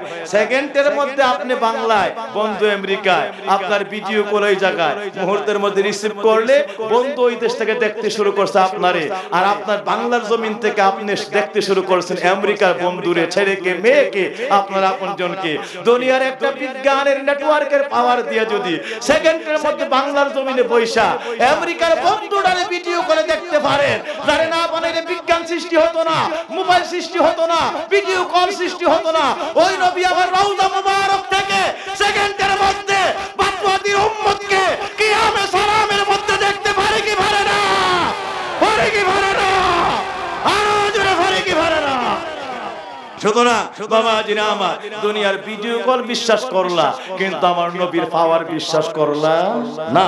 তোমার জ্ঞানের ভূতে ধরছে, তোমার জ্ঞানের মধ্যে শয়তান, তোমার জ্ঞানের মধ্যে দুনিয়ার এই শয়তানের বিষাক্ত বেঈমানের বিষ ছড়াইয়া দিয়েছে, যার কারণে তোমাকে, তোমার চক্ষুকে হক সত্য থেকে গাফেল, অন্ধ বানাইয়া দিয়েছে, সত্যকে দেখতে পাও না, যার কারণে তুমি কোরআনের নূর, কোরআনের মূল আমার দয়াল নবী আমার, যিনি নিয়ে আসছে কোরআন, আজকে এই কোরআনের মূল আমার নবীরে তুমি নবীর পাওয়ারে বুঝো না, অথচ আমার নবী পাকের শুভাগমনে সারা পৃথিবী বিজ্ঞান দিয়ে ভরে উঠলো। সারা পৃথিবীতে নবীর আগে একটা রিকশা নাই, একটা হেলিকপ্টার নাই, একটা ট্রেন নাই, একটা প্লেন নাই, একটা মোবাইল নাই, একটা রেডিওলজিক্যাল যন্ত্র নাই, একটা ভেন্টিলেশন নাই, একটা নেবুলাইজার নাই, একটা এক্সরে মেশিন নাই, একটা পার্ক ফাইন্ডার নাই, একটা স্যাটেলাইট নাই, একটা পৃথিবীর এই বিজ্ঞানের আশ্চর্যকর বিজ্ঞানের কিছু বলতে কিছুই নাই। থাকবে কেমনে? আল্লাহ কোন নবীরে বলে না ইয়াসিন, ইয়াসিন বলেছেন আমার নবীকে। এর অর্থ হলো হে মহাবিজ্ঞানী, ওয়াল কোরআনিল হাকিম, আপনার বিজ্ঞানময় কোরআনের শপথ। আল্লাহ কোরআনকে বলেছেন বিজ্ঞান, তার বিজ্ঞান বোঝায়া দেওয়ার জন্য বিজ্ঞানীর দরকার, তিনি হলেন ইয়াসিন, মহাবিজ্ঞানী। আল্লাহ পাক আমার নবীর হাতে বিজ্ঞান উঠাইয়া দিয়েছেন, নবীকে বিজ্ঞানী করে জগতে পাঠাইছেন। ওই দয়াল নবী আমার মহাবিজ্ঞান আল কোরআন নিয়ে জগতের মধ্যে শুভাগমন করেছেন। এই বিজ্ঞানীর কলম লাগার সাথে সাথে সারা পৃথিবীতে জ্ঞান বিজ্ঞান একদম ঢেউয়ের স্রোতের মতো সারা বিশ্বময়, সারা জগৎময় ছড়াইয়া পড়েছে। জ্ঞানের স্ফুরণে, বিজ্ঞানের স্ফুরণে সারা পৃথিবী আলোকিত হয়ে গিয়েছে। আমার বাবাজিরা, যেই মাত্র আমার নবী আইছে, শুরু হয়ে গেল রিকশা আবিষ্কার, শুরু হয়ে গেল সাইকেল আবিষ্কার, শুরু হয়ে গেল টেলিভিশন আবিষ্কার, শুরু হয়ে গেল মোবাইল আবিষ্কার, শুরু হয়ে গেল স্যাটেলাইট আবিষ্কার, শুরু হয়ে গেল পার্ক ফাইন্ডার আবিষ্কার, রকেট আবিষ্কার, শুরু হয়ে গেল আপনার ফ্যাক্স মেশিনের আবিষ্কার, শুরু হয়ে গেল আল্ট্রাসোনোগ্রাফির আবিষ্কার, ভেন্টিলেশনের আবিষ্কার, নেবুলাইজারের আবিষ্কার, অক্সিজেন মেশিনের আবিষ্কার। ও আমার বাপজিরা, সারা পৃথিবী বিজ্ঞান দিয়ে ছড়াইয়া পড়ছে। এর আগে ঈসা থেকে আদম পর্যন্ত একজন নবীর আগে, নবীর জামানায় একটা রিকশাও নাই, যাইতে হইলে মানুষ ঘোড়া গাধা ওই সকল কিছুর উপরে পার হয়ে যাইতো, সবার হয়ে যাইতো। রিক্সা, প্রাইভেট কার, এইভাবে ট্রেন, কোনো কিছুর অস্তিত্ব তখন ছিল না, কারণ বিজ্ঞানী নাই। যেই মাত্র বিজ্ঞানী আসছে, সারা পৃথিবী বিজ্ঞান দিয়ে ছড়ায় পড়ছে।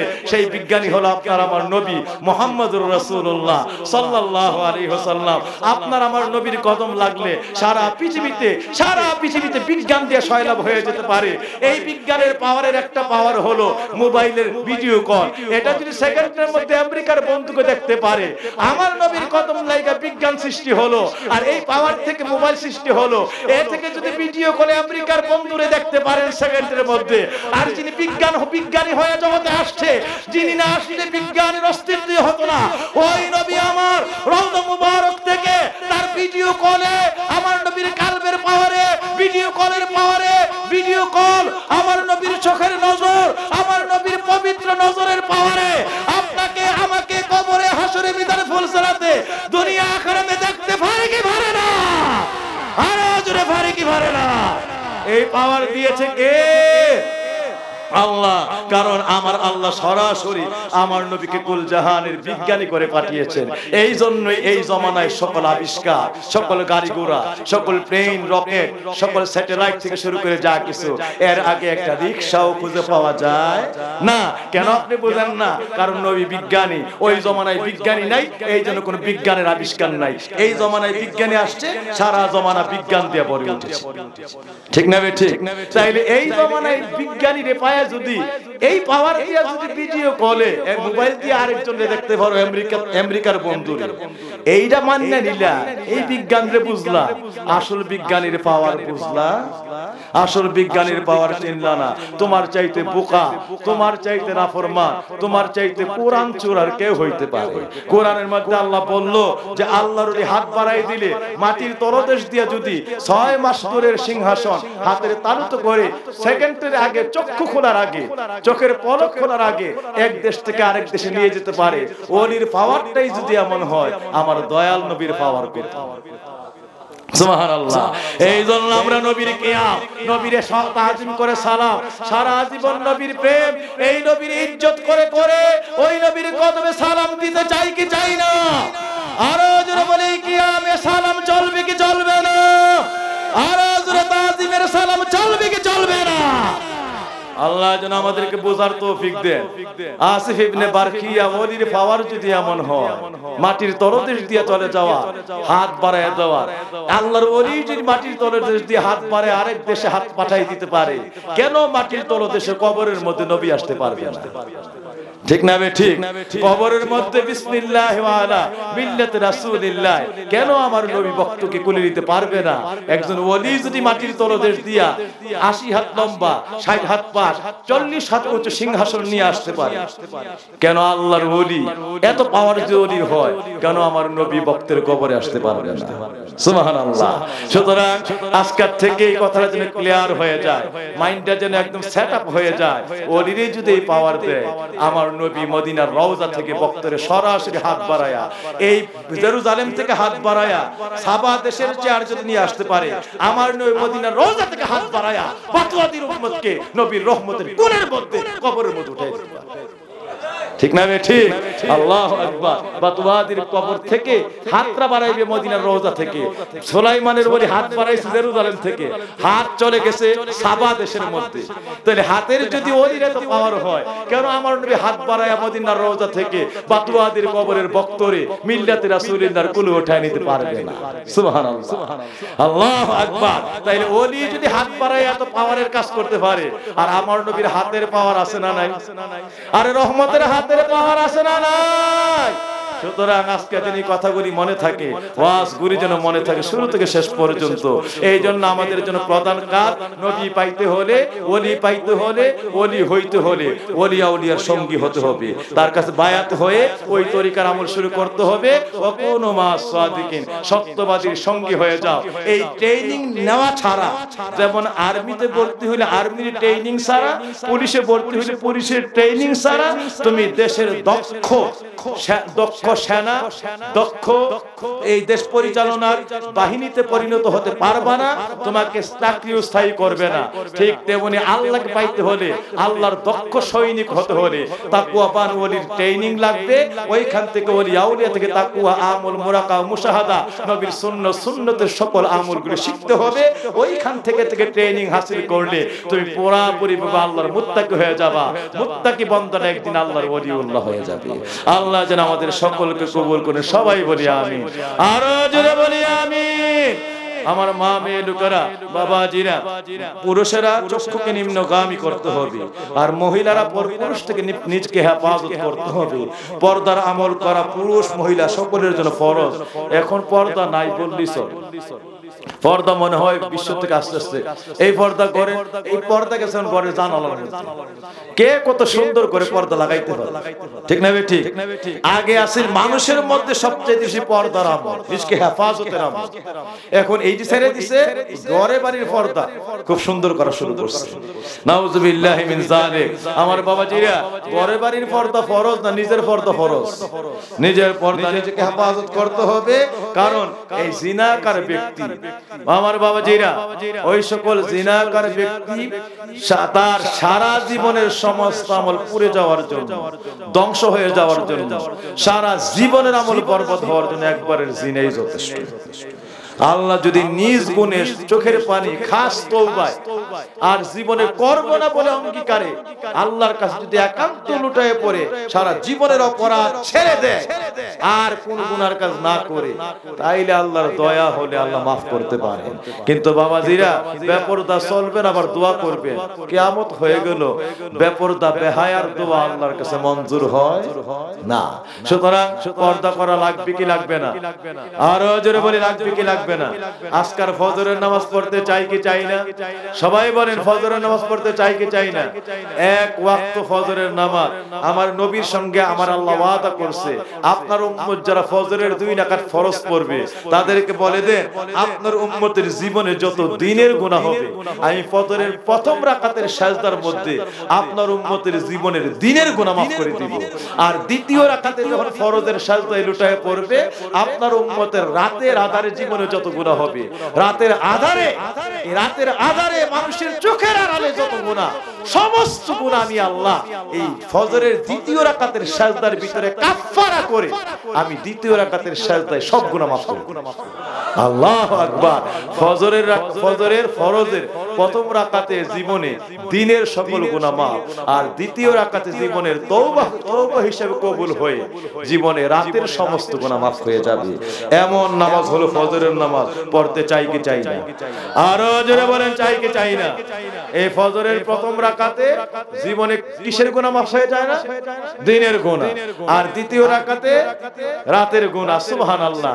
এমন নামাজ পায়ও যারা ছেড়ে দেয়, আল্লাহ এমন রাগান্বিত হয় এই বান্দার প্রতি, রিজিকের রহমত কমায় দেয়, দুনিয়াতে তার পারিবারিক শান্তি নষ্ট করে দেয়। তার ছেলে এক ফাইল চলে, মেয়ে এক ফাইল চলে, ছেলে কথা শুনে না, মেয়ে কথা শুনে না, ছেলে এডিক্টেড, ছেলে মদখোর নেশাখোর হয়ে যায়, সংসারে আরো উপার্জন, আরো টাকা পয়সা থাকলে কি হবে?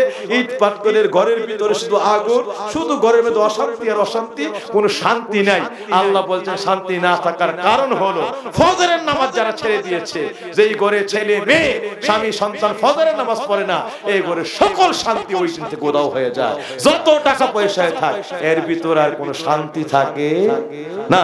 শান্তি পাইতে হলে ফজরের নামাজ লাগবে। এবার যোহরের ব্যাখ্যা করলে আর আশ্চর্য হয়ে যাবে।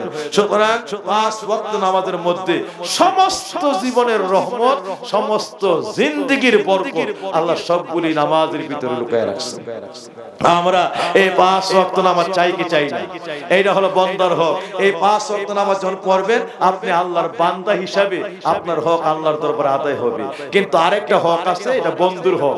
সেটা হলো 5 ওয়াক্ত নামাজের পরেও এই আওয়াবিনের নামাজ, তাহাজ্জুদের নামাজ, ইশরাক চাশতের নামাজ, এই নামাজগুলি যারা পড়বে, নবী আমার পরমান উম্মতেরা রে, যারা মাগরিবের পরে, মাগরিবের ফরজ সুন্নতের পরে 2 রাকাত করে 6 রাকাত আওয়াবিনের নামাজ পড়বে, মান সাল্লা সিত্তা রাকাতিন বাদাল মাগরিবি গুফিরা লাহু মা কাদ তাকাদ্দামা যামবি সিনতায় আশারা সিনিন। যেই ব্যক্তি মাগরিবের ফরজ সুন্নতের পরে দুই রাকাত করে 6 রাকাত আওয়াবিনের নামাজ পড়বে, মানুষটা ডানে সালাম বামে সালাম, সর্বশেষ সালাম ফিরাইতে দেরি হয়, সঙ্গে সঙ্গে আমার আল্লাহ রাব্বুল আলামিন ওই বান্দার কাঁধে কিরামান কাতিমিন ফেরেশতাকে বলেন আমলনামা খুলে দাও, আমি আল্লাহ অর্ডার করলাম এই মুহূর্তে লিখে দাও এই বান্দার জীবনে আগে পিছের 12 বছরের গুনাহ এই 6 রাকাত নামাজের মধ্যে maaf করে দিলাম। এক যুগের গুনাহ আগে পিছে 12 বছরের গুনাহ maaf হয়ে যায় মাগরিবের ফরজ সুন্নতের পরে দুই রাকাত করে 6 রাকাত আওয়াবিনের মধ্যে। কিন্তু আমরা যদিও অনেকে তো নামাজ পড়ি না, আর যারা পড়ি ফরজ সুন্নাত পড়ার সাথে সাথে কার আগে কে মসজিদ থেকে বের হবে ওই শাস্ত্র দরবার রাস্তায় দরবার বিভিন্ন প্রকার আড্ডা গল্প গুজবের জন্য মনে হয় যে মসজিদ আমার কোনো টাইমই নাই, কে জানি টানতাছে তাই না যেন আমার বাইক করে ফেলতেছে। শয়তান আমাকে ভালো কাজ করতে দেয় না, এই আমলগুলি উঠে গেছে এখন, ওলিরে আমলগুলি করত। আমি আজকে আসার পথে আল্লাহর ওলিদের একটু অনুসরণ করতে চাইতো, আসার পথে ব্রাহ্মণবাড়িয়া বিশ্ব পার হয়ে একটা জায়গায় আমরা এই মাগরিবের নামাজ পড়ছি, এটা সিএনজি ফিলিং স্টেশনে, ওইখানে আমরা আসার পথে আওয়াবিন নামাজটা পড়ে আসছি। মনে হয়ে গেছে এটা সিএনজির ফিলিং স্টেশনে ইয়া করতেছে, গ্যাস নিচ্ছে, সময় যেহেতু আছে নামাজ পড়িনি, একটু মায়া লাগছে, কারণ এই 6 রাকাত নামাজ আজকাল বাতুয়াদের মাহফিলের পরে আগামী শুক্রবার বৃহস্পতিবার রাতে তো আমি নাও বাঁচতে পারি, এমন জুমার রাতে এই পবিত্র নামাজটা আমি হারাইয়া ফেললে আগামী সপ্তাহে জুমার রাতে না বাঁচি আমলটা করার জন্য কেমনে ছেড়ে দেই? এই আমলটা মুসাফির থাকা অবস্থায় তারপরও করার চেষ্টা করছি। কেন করছি? কারণ একাধারে এক যুগের গুনাহ 12 বছরের গুনাহ নামাজের মধ্যে maaf হয়ে যায়। আমরা আপনারা সকলে মিলে এই আমলটা প্রতিদিন করতে চাই কি চাই না? মাগরিবের ফরজ সুন্নতের পরে দুই রাকাত করে 6 রাকাত আওয়াবিন, নাওয়াইতু উসাল্লি লিল্লাহি তাআলা রাকাতাই সালাতিল আওয়াবিন মুতাওয়াজ্জিহান ইলা জিহাতিল কাবাতিশ শরীফাতি আল্লাহু আকবার। এইভাবে 2 রাকাত নামাজ, প্রথম রাকাতে সূরা ফাতিহার পর আয়াতুল কুরসি, দ্বিতীয় রাকাতে সূরা ফাতিহার পর সূরা ইখলাস 3 বার। যারা না পারে আয়াতুল কুরসি প্রতি রাকাতে সূরা ফাতিহার পর সূরা ইখলাস দিয়ে নামাজটা পড়েন। আমার বাবাজিরা কিতাবে আসছে ওই বান্দারে জানায়া দাও এই 6 রাকাত নামাজ শেষ হতে দেরি হয় তার জীবনের 12 বছরের আমলের গুনাহ আল্লাহর কাছে ক্ষমা হইতে দেরি হয়। সুবহানাল্লাহ।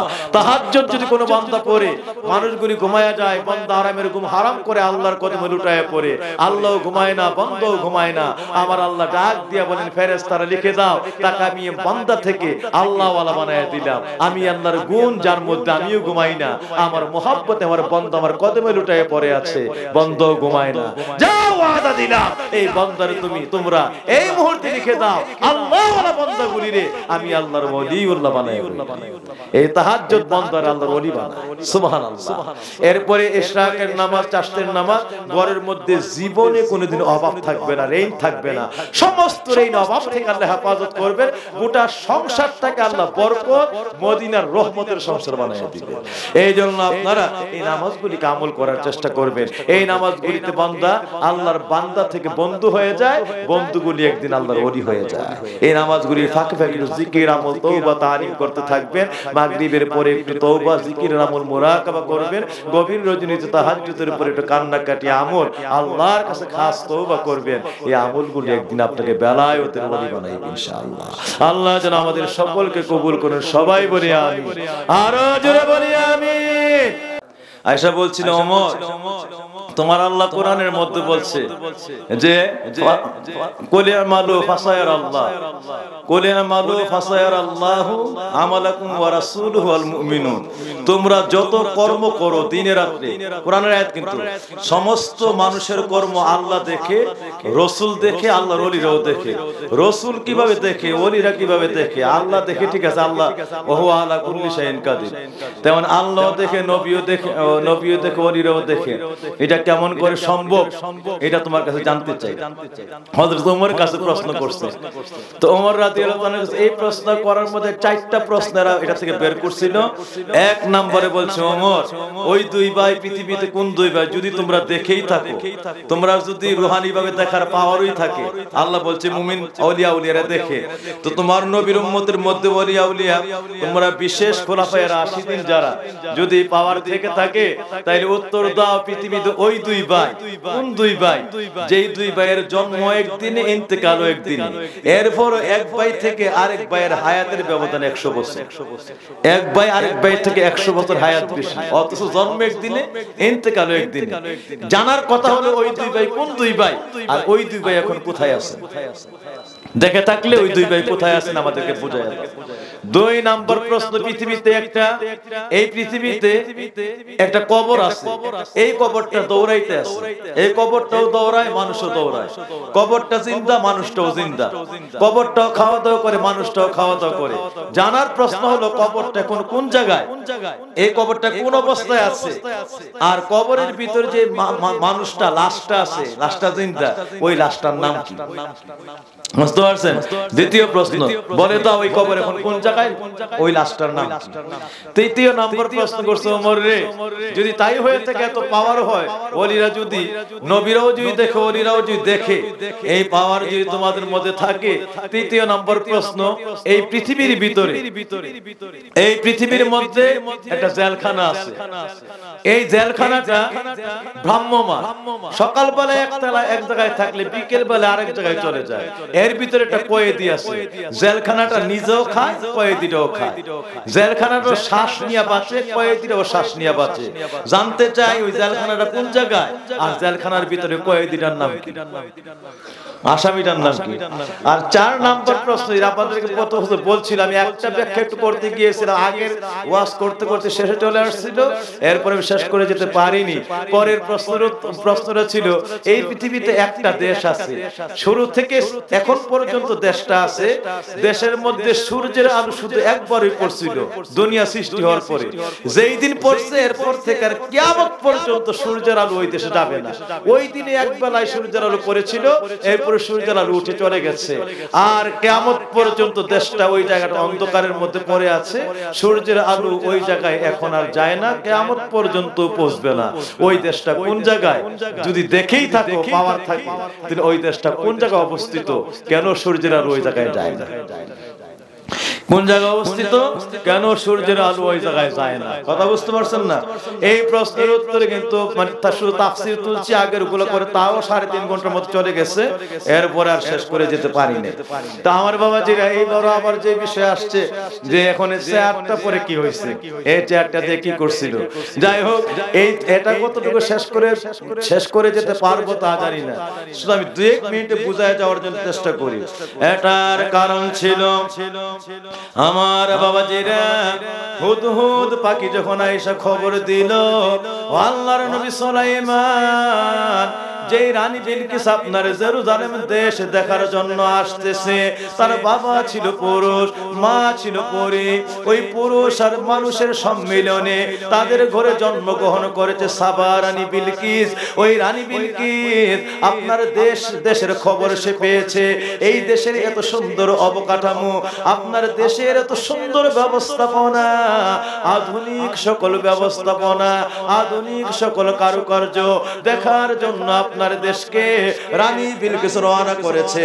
কিন্তু আপনাকে খবর দেয়, এই মানুষটা কিন্তু তাবুদুল আসনামা, মূর্তি পূজা করে, আমার আল্লাহরে আল্লাহ বলে মানে না।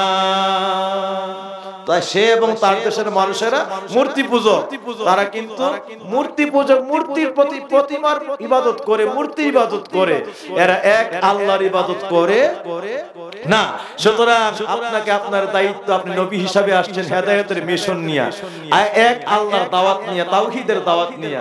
এখন যে মানুষটা আসতেছে সে কিন্তু তাওহীদের মধ্যে অন্তর্ভুক্ত না, আপনি তাকে দ্বীনের দাওয়াত প্রদান করুন। তখন নবী সুলাইমান যেহেতু সে একটা একটা দেশের রানী, সে আবার পুরুষ পরীর সম্মিলনে তাদের ঘরে জন্ম নিয়েছে এই মেয়ে। সুতরাং দিক বিদিক অনেক কিছু ভেবে আল্লাহর নবী সুলাইমান তার জন্য যে কাচের লেক তৈরি করলেন, পাশাপাশি আরো কয়েকটা কাজ করছেন, সেগুলি বলার সময় হবে না। এক একটা থেকে এক একটা আশ্চর্য ছিল। মাত্র অল্প সময়ের মধ্যে, অল্প সময়টা কেমন চোখের পলক পড়বে আর তৈরি হবে, এইরকম সময়গুলির মধ্যে সে এই কাজগুলি করেছেন। তো আল্লাহর নবী সুলাইমান তার সিংহাসনটা আনছেন, আইনা নবী সুলাইমান যে জায়গায় বসে এর পাশে তার সিংহাসনটাকে, তার চেয়ারটাকে রেখে দিলেন। এই চেয়ারে বসে তিনি সাবা দেশকে শাসন করতেন, সাবা দেশ পরিচালনা করতেন। তা আল্লাহর নবী সুলাইমান এই সিংহাসনটা আনার অর্থ ছিল ওই জায়গা থেকে যখন রানী বিলকিস ওই জায়গা থেকে রওনা হন, তখন তার সভাসদের মধ্যে একটা ছিল ইনডোর আর একটা ছিল আউটডোর। এই আউটডোরের যেখানে অন্যান্য সাংসদেরা বসতো, ওই জায়গায় তিনি অনুমতি দিয়ে আসছেন তার এখানে বসে তিনি ফিরে না আসা পর্যন্ত দেশ চালাবে। কিন্তু ইনডোরে রানী বিলকিসের একান্ত জায়গায়, একান্ত সংসদে কেউ যেতে পারবে না। আসার সময় তিনি বাহির থেকে সব তালা লাগাই আসছেন, বাহির দিয়ে সব তালা, দরজায় তালা, গেটে তালা, যা আছে সব তালা। এর বাহিরে আউটডোরে যত আছে, দেখেন হসপিটালে আউটডোর আছে, ইনডোর আছে চিকিৎসা করার জন্য।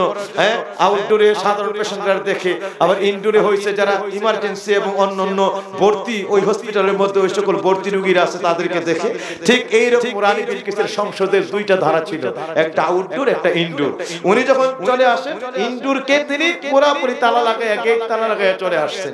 তো এখন রানী বিলকিসের বিশাল বড়, এটা কোরআনের আয়াত, ওয়ালাহা আরশুন আযীম, তার আছে বিশাল বড় সংসদ, সিংহাসন, ওয়ালাহা আরশুন আযীম। তাইলে রানী বিলকিসের সিংহাসনকে আল্লাহ আরশুন বলে ঘোষণা করেছেন। তাইলে এটা একটা পরিভাষা আরবি।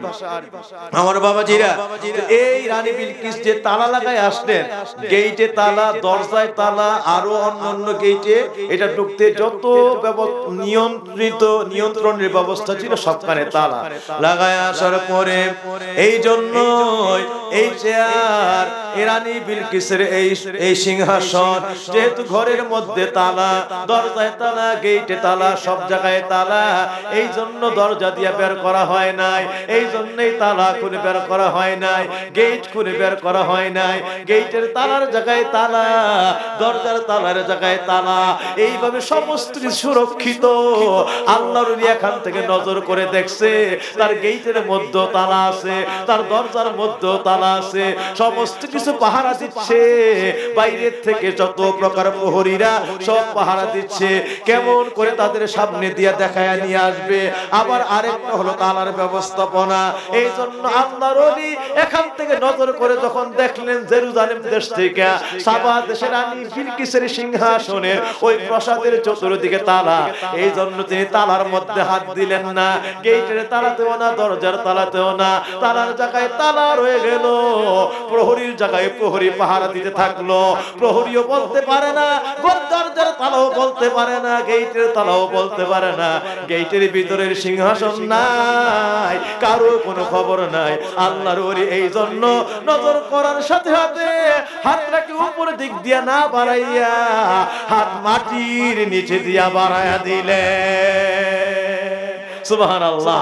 এইটার মধ্যে দুইটা দলিল, ওলিয়া উলিয়া এক হইল নজর দিয়া দেখছে, বৈশা রইল জেরুজালেম দেশে, দেখছে সাবা দেশের অবস্থা। সাবা থেকে জেরুজালেম 6 মাসের দূরের রাস্তা। সুবহানাল্লাহ।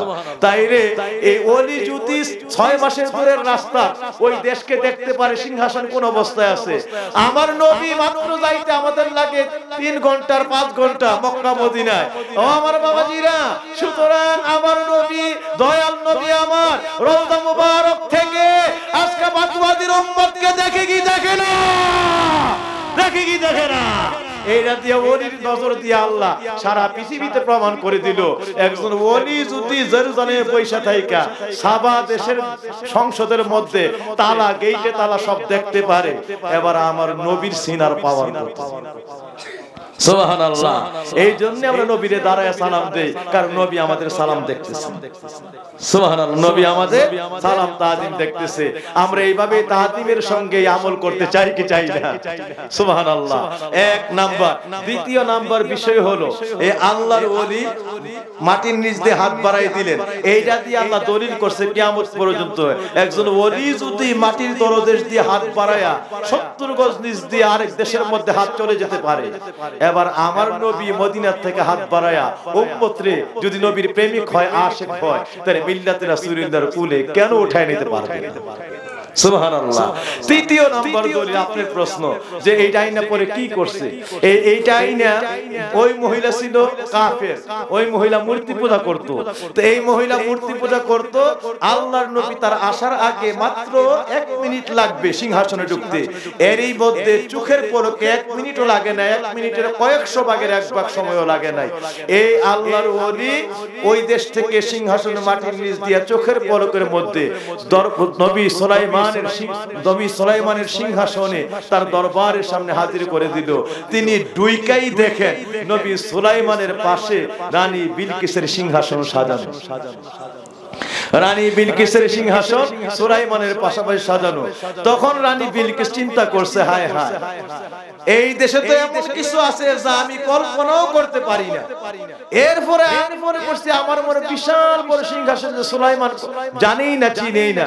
আয়েশা দেখি আমার এমন এমন আমার দেশে সব সিংহাসন নবী সুলাইমান বসেও না, সাইডে ফাইডে এগুলো পয়রা থাকে। বুঝতে পারছেন? নবী সুলাইমান এগুলি তো বসেও না, উনি ওনার আরো বিশাল বড় সিংহাসনে বসে। আমার দেশে সব সিংহাসন যা আছে এই তো নবী সুলাইমানের চেয়ারের সাইডে মাইডে বিভিন্ন জায়গায় পড়ে থাকে। মানে বুঝতে চেষ্টা করলো, বুঝতে দিল এই কথা যে সুলাইমানের এইসব সিংহাসন বা তোমার দেশ জাতি নিয়ে বিন্দু পরিমাণ ভাবে না। সে তোমার সংসদ নেওয়ার জন্য, দেশ নেওয়ার জন্য তোমার দিনের দাওয়াত দিবে না, বরং বুঝতে হবে তোমার দেশ সম্পদ সব তার কাছে আছে, বরং তার কাছে এমন মালিক আছে যিনি তার সব দান করছে।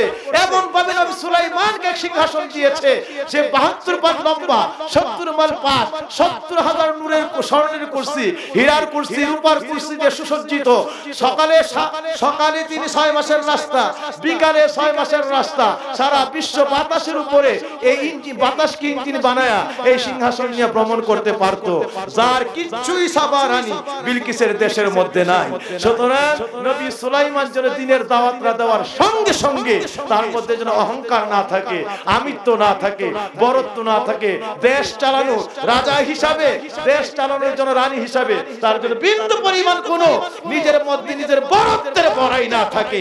এই জন্য আগে থেকে কালিমার দাওয়াতের জন্য তাকে সমস্ত কিছু দুনিয়াবি তুচ্ছ করে দিল। একমাত্র আল্লাহ, একমাত্র আকবার, সবচাইতে বড়, যার তুলনা, যার মহাদানের তুলনা পৃথিবীর কারোর মধ্যেই নাই। সুতরাং নবী সুলাইমানকে তিনি এমন জিনিস দিয়েছেন যে আল্লাহ এমন কিছু ব্যবস্থা করেছেন যে সারা পৃথিবীর রাজা বাদশা কল্পনাও করতে পারে না। সুতরাং এই আল্লাহর গোলাম যারা হয়ে যায় তাকেও আল্লাহ এইভাবে দুনিয়া আখিরাতে ধনী করবেন, রহমত দিবেন, জান্নাত দিবেন, মাগফিরাত দিবেন, নাজাত দিবেন, বেলায়েত দিবেন, আল্লাহর মহানৈকট্যে কবুল করে নেবেন। সুতরাং এই দাওয়াতটা যেন অতি তাড়াতাড়ি সে কোনো ব্যাখ্যা বিশ্লেষণ ছাড়া রিসিভ করে, সে যেন এটাকে তাড়াতাড়ি গ্রহণ করে। এই জন্য নবী সুলাইমান রানী বিলকিসের সে সিংহাসন তার চেয়ারের পাশে শুধুমাত্র খালি করে ওই জায়গায় রেখে দিলেন, সে বোঝার জন্য এই সবের নবী সুলাইমানের দেশে কোনো অভাব নাই। বাবাজিরা আমার, এই জন্য বলছে আসলিম তাসলিম, তুমি কি করো? তুমি আল্লাহ আলু ওয়া আতুনি মুসলিমিন, তুমি এই আমি সুলাইমান তোমাকে দাওয়াত দিচ্ছি, তুমি যেই প্রতিমার পূজা করছো সকল প্রতিমা সব অসার, ভালো মন্দ কিচ্ছু করার ক্ষমতা নাই। তুমি এক আল্লাহর পবিত্র গোলামির মধ্যে চলে আসো, তার পবিত্র কদমের মধ্যে নত হয়ে যাও। তার কাছে নত হয়ে গেলে, তার কাছে জীবন সঁপে দিলে, তার কালিমা পাঠ করে তার ইবাদতে, তার গোলামিতে মশগুল হয়ে গেলে তোমারও দুনিয়া আখিরাতে মহা ঐশ্বর্যের কোনো অভাব হবে না, বরং দুনিয়া তো বিশাল বড় ঐশ্বর্য, আখিরাতে নাজাত, মাগফিরাত এবং জান্নাতের বাদশাহী দিয়া আল্লাহ তোমারে কবুল করবে। তখন এই দাওয়াত দেওয়ার সঙ্গে সঙ্গে হযরতে আসিয়া বলে, হযরতে রানী বিলকিস বলেছিল যে ওয়াকাল আসলামতু মা সুলাইমান লিল্লাহি রাব্বিল আলামিন, ওয়াকাল আসলামতু মা সুলাইমান লিল্লাহি রাব্বিল আলামিন। এই সুলাইমানের প্রভু যিনি, সুলাইমানের আল্লাহ যিনি, দিলাম কথা দিলাম এই মুহূর্তে জবান ওই সুলাইমানের দাওয়াতের মধ্যে মিশিয়ে দিলাম যে আসলামতু লিল্লাহি রাব্বিল আলামিন, যিনি সমস্ত জগতের রব সুলাইমান, এই সুলাইমানের বাদশাহীর প্রতিপালক, সুলাইমানকে মহাদানের প্রতিপালক ওই সুলাইমানের আল্লাহর উপরে আমি ঈমান আনলাম। এই বলে সঙ্গে সঙ্গে তিনি আল্লাহ রাব্বুল আলামিনের পবিত্র কালিমার মধ্যে জীবনকে লুটাইয়া দিলেন এবং ওই জায়গার মধ্যে তিনি মুসলমান হয়ে যান। একসঙ্গে খবর পাইলে সাবা দেশে খবর নিয়ে গেলে গোটা সাবা দেশ সব মূর্তি পূজক ছিল, এই রানী বিলকিসের সুরে সুর মিলায়া সারা দেশ সঙ্গে সঙ্গে কালিমা পড়ে মুসলমান হয়ে যায়। বাবাজিরা আমার, এইটা ছিল মূলত ইসলামকে প্রচারে আল্লাহ রাব্বুল আলামিনকে মানে চিনানোর জন্য দুনিয়ার ওলিয়া উলিয়া নবী রাসূলদের পাওয়ারটা একটু বোঝায়া দিয়া এই মহিলাকে আল্লাহর দাওয়াতটা দিয়েছিলেন যে তুমি যেটার মধ্যে আসো, তুমি 6 মাস লাগছে হাইটা আসতে, আর আল্লাহর ওলির চোখের পলক ওই জায়গায় চলে যায়, চোখের পলক ওই জায়গা থেকে আবার চলে আসে। সুতরাং তুমি এমন জায়গায় আসছো যারা এইসব জায়গা আসে যায় চোখের পলক দিয়ে, যারা এইসব জায়গায় আসে যায় চোখের পলক দিয়ে, তুমি আসছো 6 মাস হেঁটে এসেছো আর তারা মাত্র চোখের পলক এইসব জায়গা পানি দেয়। সুবহানাল্লাহ। সুতরাং বাবাজিরা আমার, এই দলিলগুলি বোঝায় দেওয়ার জন্য আল্লাহ পাক চোখের পলকে যদি ওলিদেরকে সারা বিশ্বে আসা দেওয়ার তৌফিক করে দেয়, এই চোখের পলকে আমার নবীর পাওয়ার কত। সুতরাং এই নবী পাকের গোলামি যারা করবে, আমার আল্লাহর গোলামি ইত্তেবা যারা করবে, তারা আল্লাহ ওলি বানাবে, তার সিনার মধ্যে পাওয়ার দান করবে। তারই বলছে লা খাউফুন আলাইহিম ওয়ালা হুম ইয়াহজানুন, তার কবরে ভয় নাই, হাসরে ভয় নাই, মিজানে ভয় নাই, ফুলসরাতে তো ভয় নাই, বরং সমস্ত জগতে আল্লাহ তাকে মাগফিরাত, নাজাত, রহমত, বেলায়েতের বাদশাহী দান করে দিয়েছেন। আল্লাহ যেন আমাদেরকে এই বাদশাহী দিয়ে কবুল করেন, সবাই বলি আমিন। সুতরাং যে যেখানে আছি আমরা ধরেন আল্লাহ রাব্বুল আলামিনের দরবারে প্রাণ ভরে আল্লাহকে খুশি করার জন্য, আল্লাহকে রাজি করার জন্য, নবীর উসিলা দিয়ে আল্লাহকে খুশি করার জন্য, নবী পাকের সন্তুষ্টি রাজামন্দি হাসিলের জন্য প্রাণ ভরে তাজিমের সঙ্গে আমার নবীর একটু সালাম দেয়, ইয়া নবী সালাম